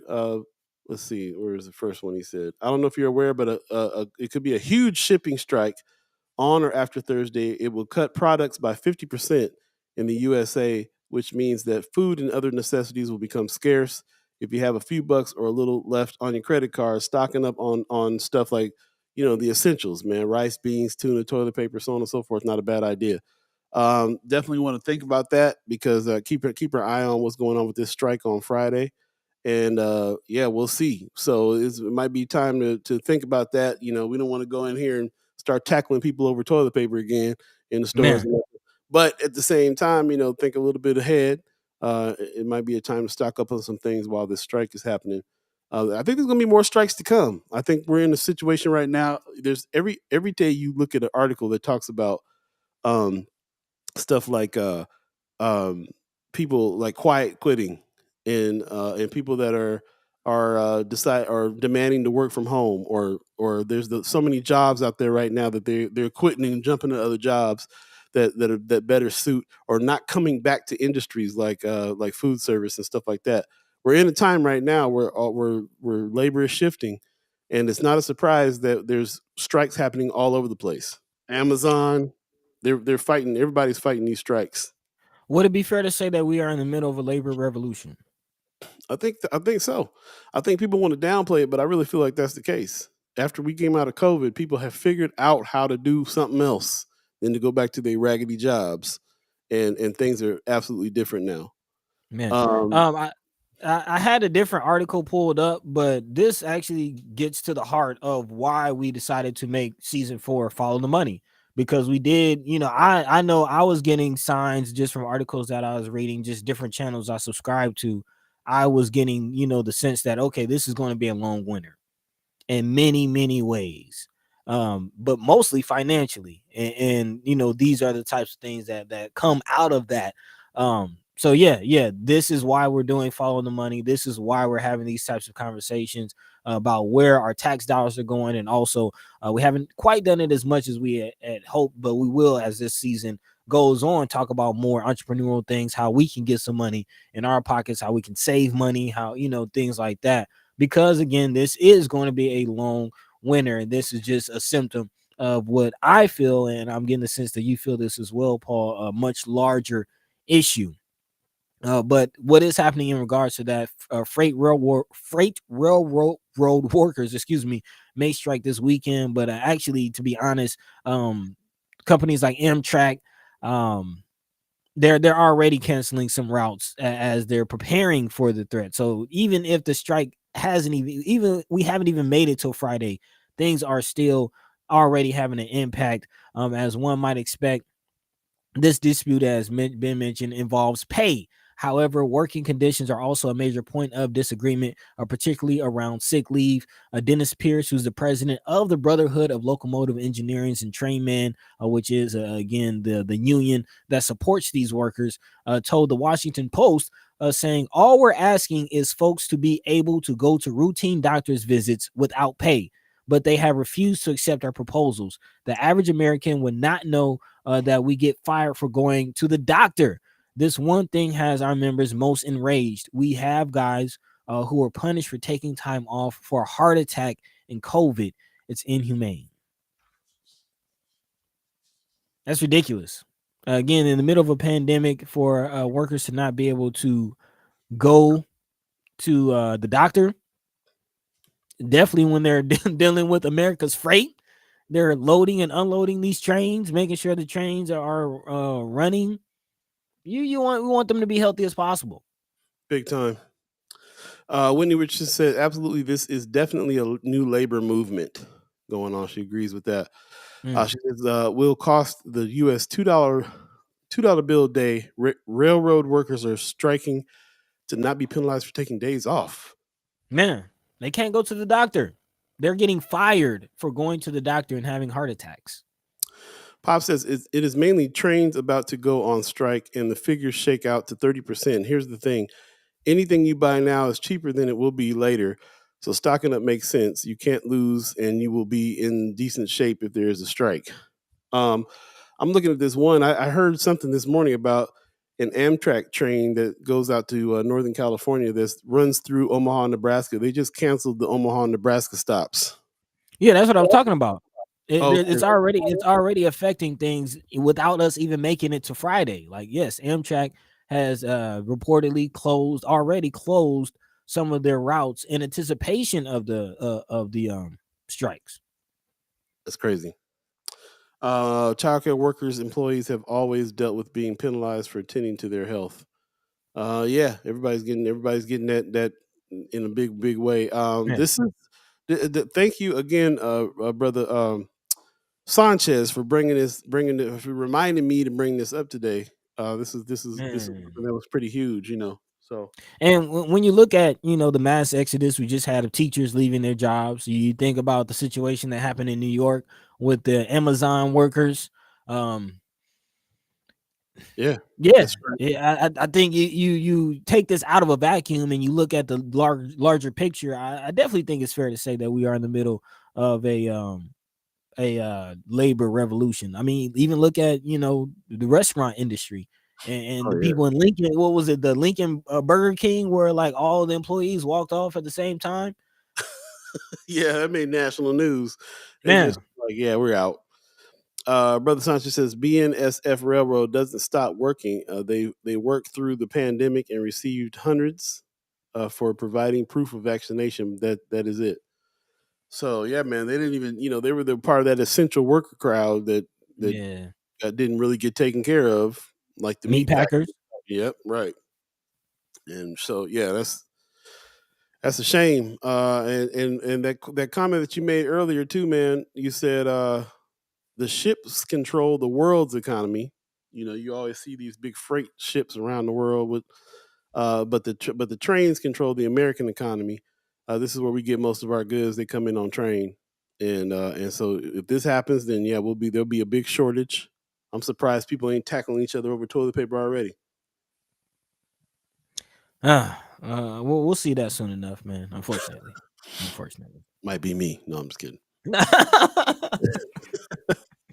Moving on, 8:35 right now. If you believe in the concept of time, let's move on. We got a haps coming up. Get your haps together. We'll definitely be talking about some things. Wanda Lewis shot over some stuff to talk about that's going on too. So we'll definitely, we got a few things we're gonna definitely talk about. See if I can find that thing she was on. Yeah, she's talking about there's the wrestling team that's happening for young kids. Man, they're trying to get young Okay. kids involved. We'll definitely talk about that. Brother Terrell McKinney, brother Senator Terrell McKinney, put some respect on his name. Is behind some of these things here that that brother always is coaching young folks in some sports situations. So this is definitely that, and so we'll talk about this a little bit more in the haps. But this is where you can go get your young boys and girls in to come in and join join this. Well, this is the Ready RP National Wrestling Team, the toughest team in town. That's what's up. Wrestling is huge in Nebraska. It is.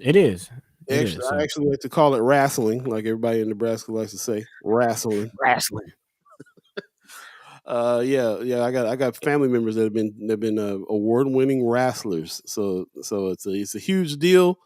And I like to see that the young folks are still being introduced to it and the art and the craft of it. So that's what's up. We'll talk about more of that in the haps. But in the meantime, what else is on the agenda right now, buddy?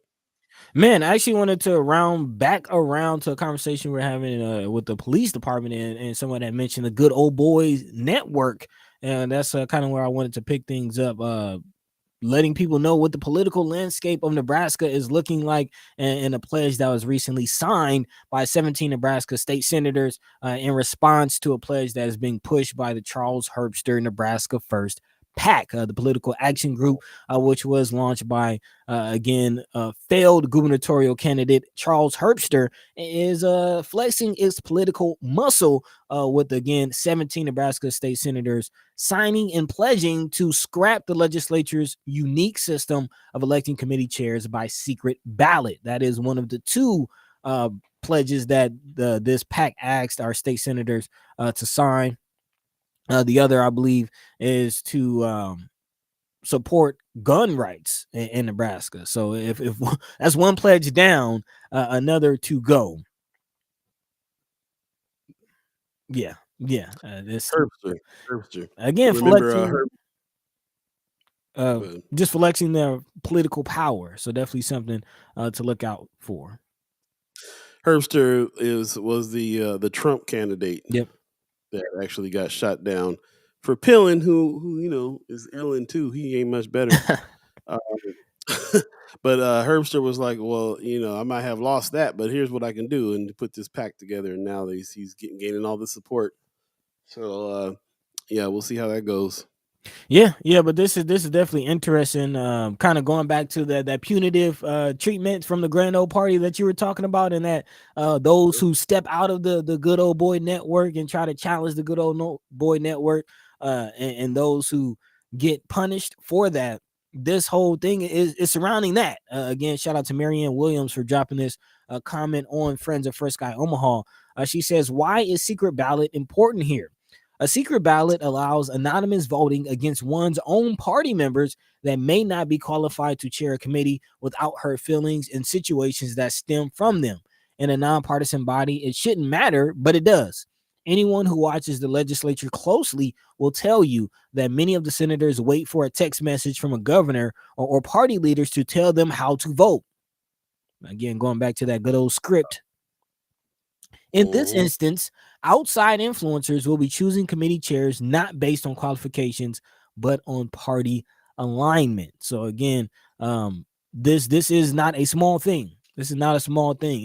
In the future, if this is done away with, I guarantee you, we will see situations where senators are being pushed, threatened, coerced to vote a certain way along lines, which will push a certain agenda rather than doing what they're elected to do and serve as a voice for their constituents. This is more party politics. This is more Grand Old Party, Good Old Boy Network mess. What can we do about it? Any thoughts? Try to rally the troops, I guess. I mean, is 17 senators enough to get something like this done? As far as the getting rid of the anonymous policy. Not sure.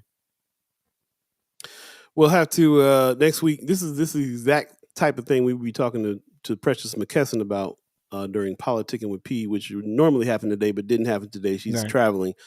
We can save that for her for next week for sure. We can also talk to some of the brother senators that we talk to frequently, and sister senators as well, and ask them directly, what how they feel the thing is going. How many more people are leaning towards, how many more senators are leaning towards voting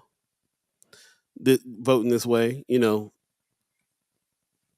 I like to try to come back to try to figure out like what action can be taken on some of the things that we're talking. I mean, this is the MO for our show, Mm-hmm. is that we have these discussions because first you gather the news, you get it, then you discuss it so you can really get it and understand it and find some language together on it, and then the next step after that is to take some kind of action on it now that it's fully understood. You guys got any ideas in the chat on what we can do to battle this? If that's what you think needs to happen, chime up. Let us know. I'd like to hear about it. Interesting stuff, man. How do you battle that? We should probably have Senator Carol Blood put some respect on her name on as well to talk about how she's battling that. And also, Tony Vargas's camp reached out to us to come on a couple times before the election as well. So we'll reach out to him, have him back on so we can talk a little bit about how he is battling things like Herbster's PAC and everything else. Yeah. I find it also interesting. They had several other pledges on their website, but right now I guess they're only focusing on what they're calling the transparency and legislation or transparency and leadership pledge.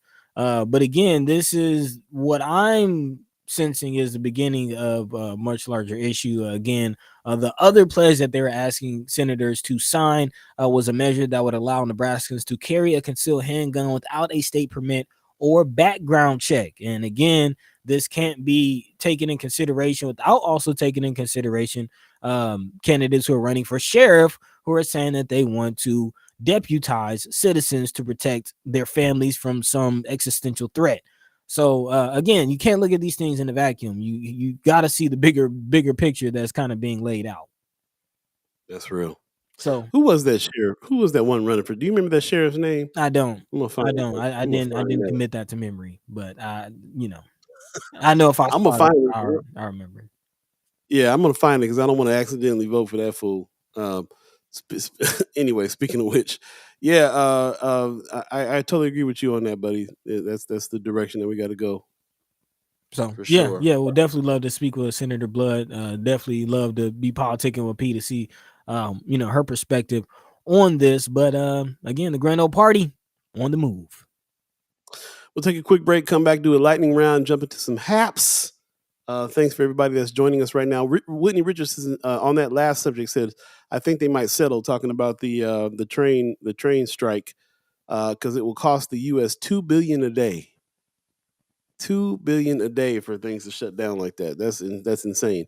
Miss Erica Felt says, as a child care that's temporarily closed, I have toilet paper, bleach, Lysol, and Fabuloso to take me into 2023. She's ready. She's ready. Well, yeah, like I said, we'll take a quick break and come right back. Stay tuned. Once again, if you want your spirits to rise up, man, go to Miss Erica Phelps' page. Check out the reaction from little black girls about the new Ariel from Little Mermaid.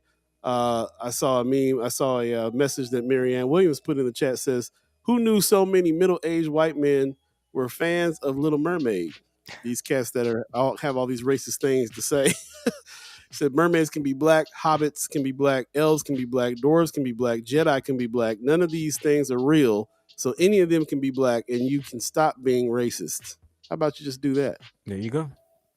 Might be a thing to do. Stay tuned. We'll be right back. Lightning round. Haps coming up. Stay tuned.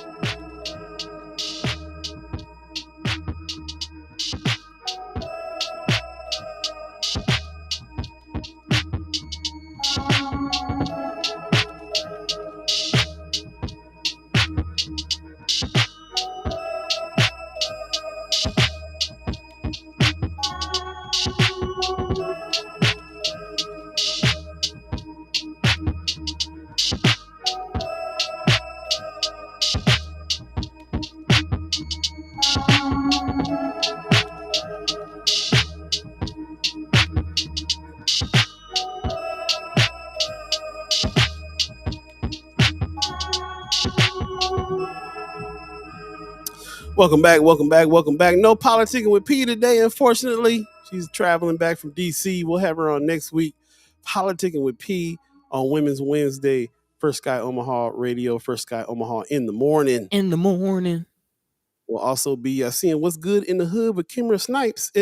Oh, wait a minute. That's the wrong. Keep on putting the wrong picture up. You gotta stop doing it like that, man. Come on. We'll talk about it. So stay tuned. We will be continuing that. And if you missed my announcement earlier, I did talk to Michelle Troxler, who is itching to get back to doing soapbox moments. Man. So it will be a full Women's Wednesday probably by next week. So we'll definitely stay tuned for that.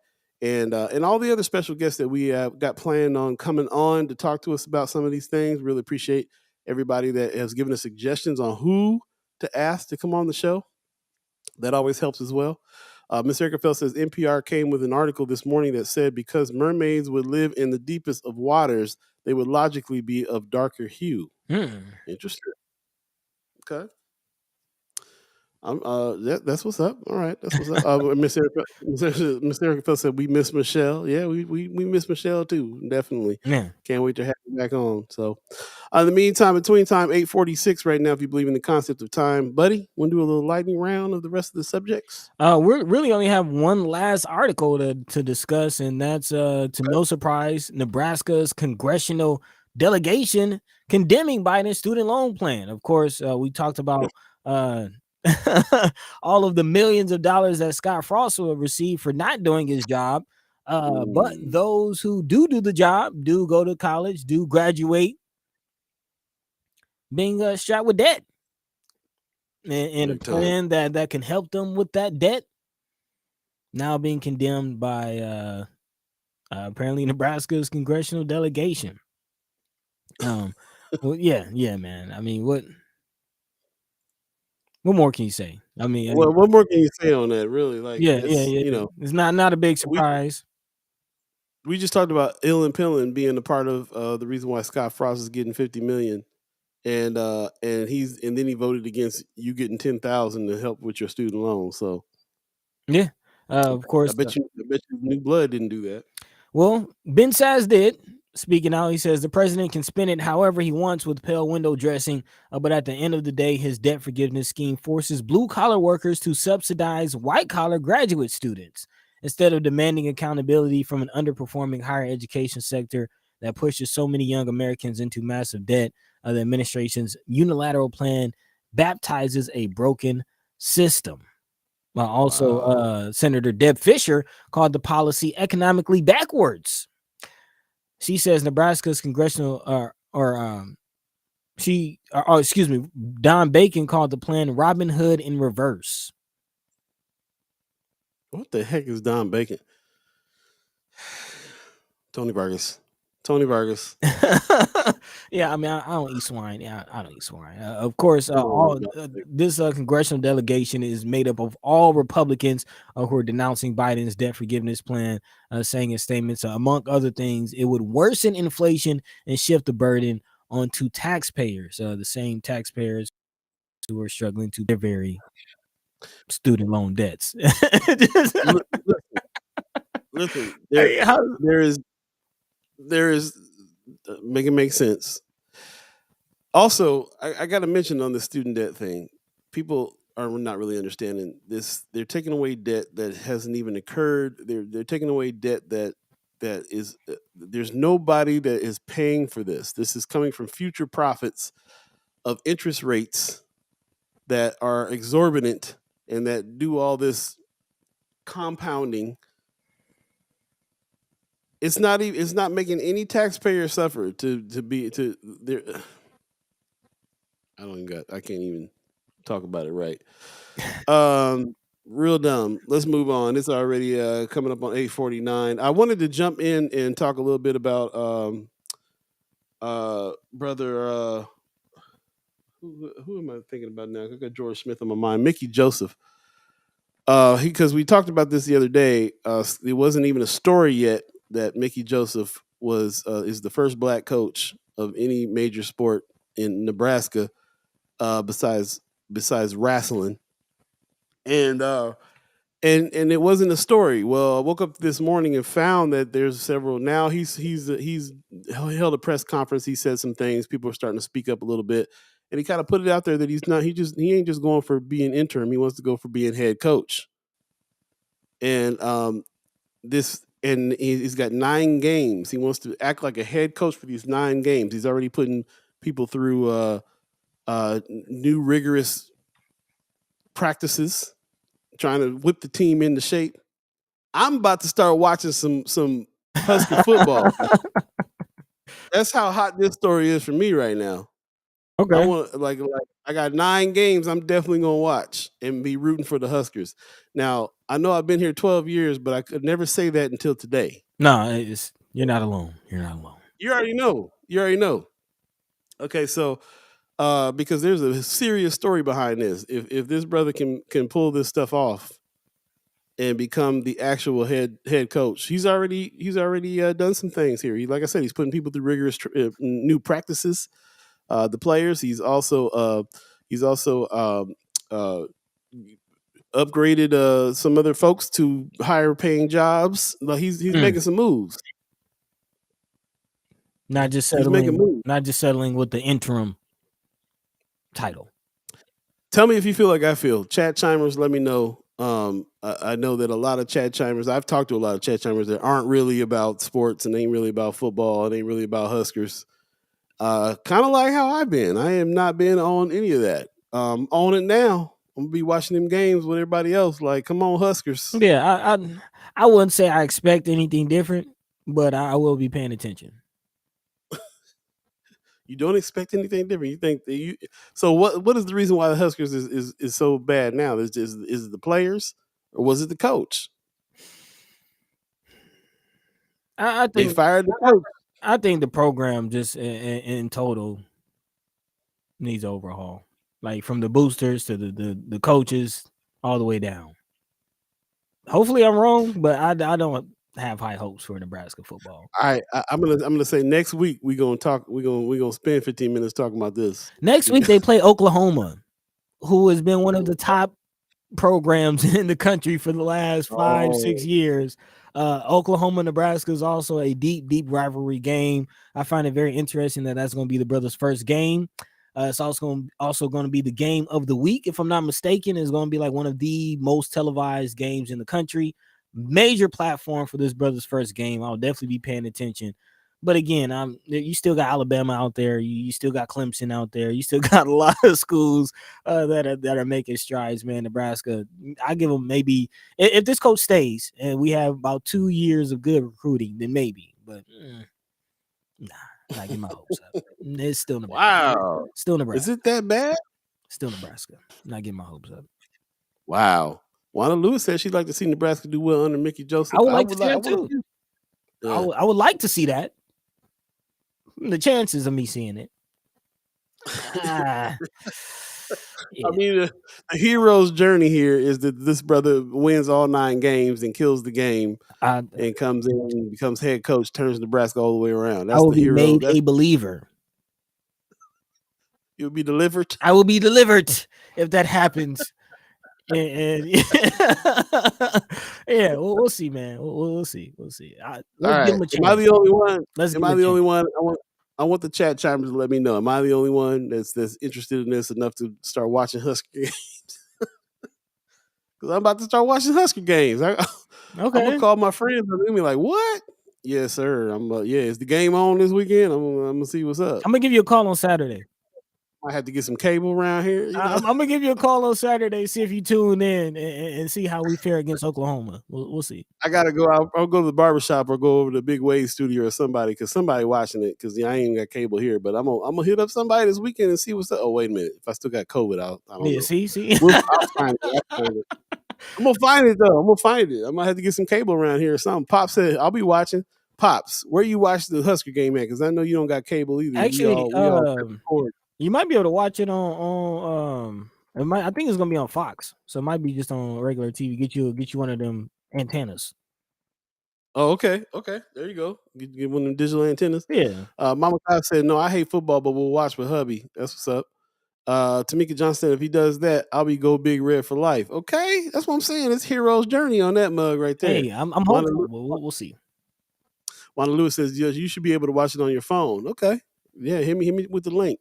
Von Chapman, I love Nebraska football, but saying Go Big Red sounds like a Republican rally cry. Why I gotta be red? Why I gotta be red? It is a red state. It is big. It's a big red state. Miss Erica Phil says, I'm not watching. Y'all can tell me what's good. My neighbors across the street have garage Husker parties, so the whole block hears it anyway. Okay. Yeah, she'll hear the jeers. Hear the agony across the street. I'm trying to tell you, you should throw a black people party across the street while this is going on. A Mickey Joseph instead of a Husker party. Yeah, Mickey Joseph party. Mickey! Ladies and gentlemen. What's happening? What's going down? You know what it is. Time for the Haps. It's time for us to talk about what's going on in the city, and time for you to tell us what's going on too that you think is important enough for us to check out. Let's jump into it, buddy. You got some haps for the peoples? Yeah, man. Reminding the people, as we have done throughout today's show, that next Monday, September 19th, it is going down at 2 p.m. Ernest Jackson will have his commutation and pardon hearing. Again, Medicine Song says she will be rallying at 11 a.m. on that day at the Nebraska State Capitol. So if you would like to join her and the all that support of this Send Ernest Home movement, please join those efforts. Also, they are asking that you write letters, make phone calls to the governor, to your senators, Secretary of State. Just please apply pressure and assist in this effort to bring this brother home. Again, Send Ernest Jackson Home commutation party hearing going down next Monday. And if you need some more information on that, you can go to sendernestHome.com. That'll tell you what it is, his story is about, if you haven't heard that, first of all. The reason why they're trying to get him to come home. Also, it'll tell you what kind of letters to write, where you can write those letters, where you can send them, and where you can show up at for the actual meeting on September 19th to show support. So if you've been on this story for a while, you already know what's up. But if you haven't, go check out sendernestHome.com and see what kind of efforts are being made to try to get this innocent man out of jail. And he's been in there since he was 19 years old, so it's ridiculous. Yeah. Also, tomorrow they will have an event going on at the Accelerator from 10 a.m. to 1 p.m. Again, Sister Medicine Song is asking people to join her at the Accelerator building. That's Highlander right there on 30th from 10 a.m. to 1 p.m. That's tomorrow. And then Friday at Scooters on 30th and Ames from 10 to 1 as well. So again, if you'd like to join the writing campaign, please do so. Writing campaign, got it. Pulled this from brother Justin Wayne. Put some respect on his name's page.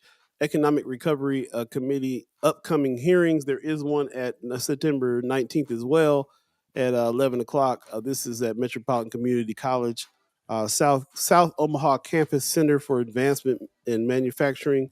And you need to check that out because this is where we, the people, can talk about what's going to happen with those ARPA funds, where that money can go. There's several meetings. It would behoove us to go to all of them so we can have a say in what's going on there. We'll go ahead and post this on our friends at First Sky Omaha so you can get some more information there on the Economic Recovery Committee upcoming hearings. Definitely check that out. Also, Sister Wanda Lewis is telling me that I should really be talking about this so we can get as many young people as possible to join up here. The Ready RP Nationals wrestling team, the toughest team in town. This is where you can go. Check out Monday, October 3rd at 5:30. For more information, contact Roger Parker, 402-359-3289. Good program for them to get into. And this is something that is endorsed by Brother Terrell McKinney. Put some respect on his name. Not just endorsed, but I believe he's coaching and doing some things there too. Man, okay. Kids who need physical activity, strong male role models, and structured reward-based environment. That sounds like a cool place to be right there. So definitely have them come join Ready RP Nationals wrestling team, the toughest team in town. Definitely check that out. Again, for more information, 402-359-3289. Holler at Roger Parker. Coming up on 9 o'clock right about now, man. There's all kinds of stuff, other stuff going on. A fundraiser is happening right now. Compassion in Action Come Together 2022. That's happening October 7th from 6 to 10 at the Omaha Lounge. There's let's see, where did that money was going to? I forgot. Man, where's it? Oh, this is Past the Hope. This is Past the Hope and Save Families Affected by Incarceration. So we're always talking about what's going on with the people that are incarcerated. They need assistance. They need help as well, especially in this overcrowding situation. But we always are talking about how you support families that have people in these situations. And this is a fundraiser that will help families affected by people who are incarcerated or have family members that are incarcerated. So definitely check that out. These are some heavy hitters right here, man. Camille Matori Morton. By the way, Pops, Miss Moten told me to tell you hi. So that's what's up. David Newsom, great musician. Julie Baker, great singer. Leland Mickles, one of the best keyboard players of all time, as far as I'm concerned.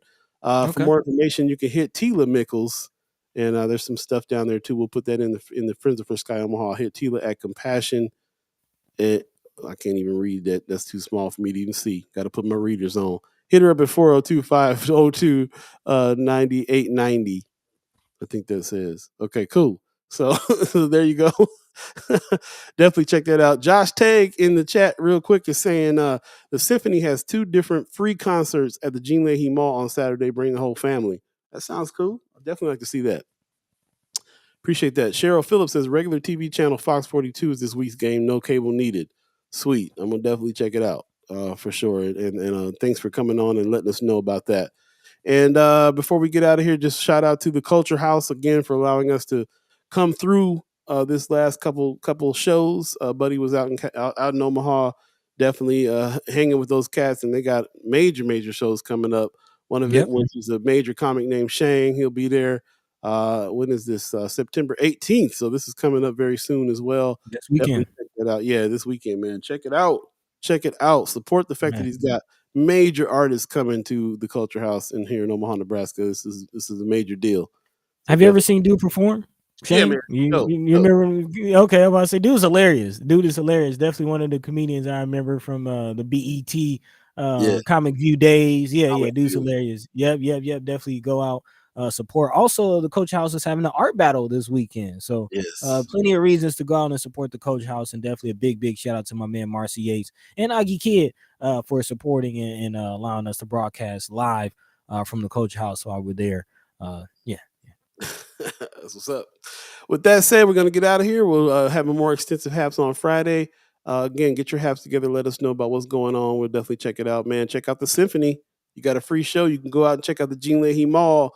I haven't seen that yet, and I haven't heard the Symphony this year. So this is a good one for me to go check out. And it's open air outside. So if I'm still positive with COVID, I can just kind of hang back with my mask on, according to the CDC. So maybe I'll go check it out. We'll see what's up. Maybe. Ms. Erica Fell says, great show, important happenings. Be good to yourselves, drink water, check your body, make a budget, and keep it to tell your money what to do and make yourself a wonderful week. I love it. Pop says, please give her my love. She is awesome. Phenomenal show. Even without the women's. No women's. See you Friday. Definitely. That's what's up, man. Appreciate that. Appreciate everybody who's joined in to the chat as well. Buddy, you got some words for the peoples? Man, as always, big shout out and a big love you and thank you to all the first time listeners, last time listeners, ghost listeners, chat chimers, everybody who's embarking on this endeavor with us. We appreciate y'all, man. Would not be the same without you. So until next time, as Sister E said, take care of yourselves. Make sure you drink plenty of water. Tell somebody you love them today, even if it's a stranger, man. Please spread love. Not enough love in this world. And without further ado, Paul B. Yo, take it away. Speaking of Miss Erica Felt, she is a what we call a chat chimer, a friend of First Sky Omaha, and we have been trying to help her out with this meal train situation. She had to go through major surgery and had to shut her business down in order to recover, and she needs some help with that. We are nowhere near the goals that we need, so I'm going to ask everybody to dip again and spread the word and help everybody dip. There is a financial goal that is set there that'll help her pay the rent on her spot and everything else in order to keep her business rolling until she gets better. And there's also the opportunity to have meals delivered or deliver them yourself to her as well. Y'all know it's already a chore to cook for her and a child. And especially if she's laid up and really trying to recover, needs some help with that, so that we can take the burden off of her by helping her out. So please go to that mealtrain.com and help out Miss Erica Felt. I put the link in the chat. Give her some assistance, help her get through this time. We had a great showing and great showing out for this in the beginning. It was all hot. Now it's cooling off, slowing down, but we're not anywhere near our goal. So we got to double dip and do what we got to do to get it back up to the level we needed to get to in order to really help her out. So please do that. Wanda Lewis is putting her Cash app in the chat as well. You can hit her up directly with some cash if you want to do it that way. Either way, let's go ahead and help our friend, the first guy, out and our chat chimer out and really, come together for her. So that's what's up. She's already thanking us. She says, "Thank you. I'm not allowed to get out of this chair for at least another week. The doctor yelled at me yesterday because I popped stitches." Yeah. Calm down, sit down, recover, relax. Take it easy. Take it easy. That's right. Do that. And we'll do the best we can for you as well to help that out. So thank you for everybody that's doing that. Shout out to the Omaha tribe elders for allowing us to be on this land and speak while we're here. Thanks to our elders for allowing us to speak before them. Thanks to all of you, the chat chimers, who make these conversations happen. And thanks for sharing the show as well. Thanks to everybody who is a reoccurring member of the channel. If you're not and you are so inclined to do so to help us continue this, go to firstskyOmaha.com and hit the donate button. We definitely need your help to continue this situation of these conversations that we're having here. We'll see you Friday. And should be bored in the house. We'll see you Friday. You guys take care of yourself. Again, we'll have an extensive haps on Friday. Let us know what you got going on. And we'll talk to you very, very soon. Take care of yourselves. And, keep the fight going, man. Keep the pressure on. Keep the pressure on. Tell 5 people we need new blood. Let's make some things happen around here. There you go. Can. With that, we're out of here. Peace. Peace. By the way, Vanglorious, this is protected by the red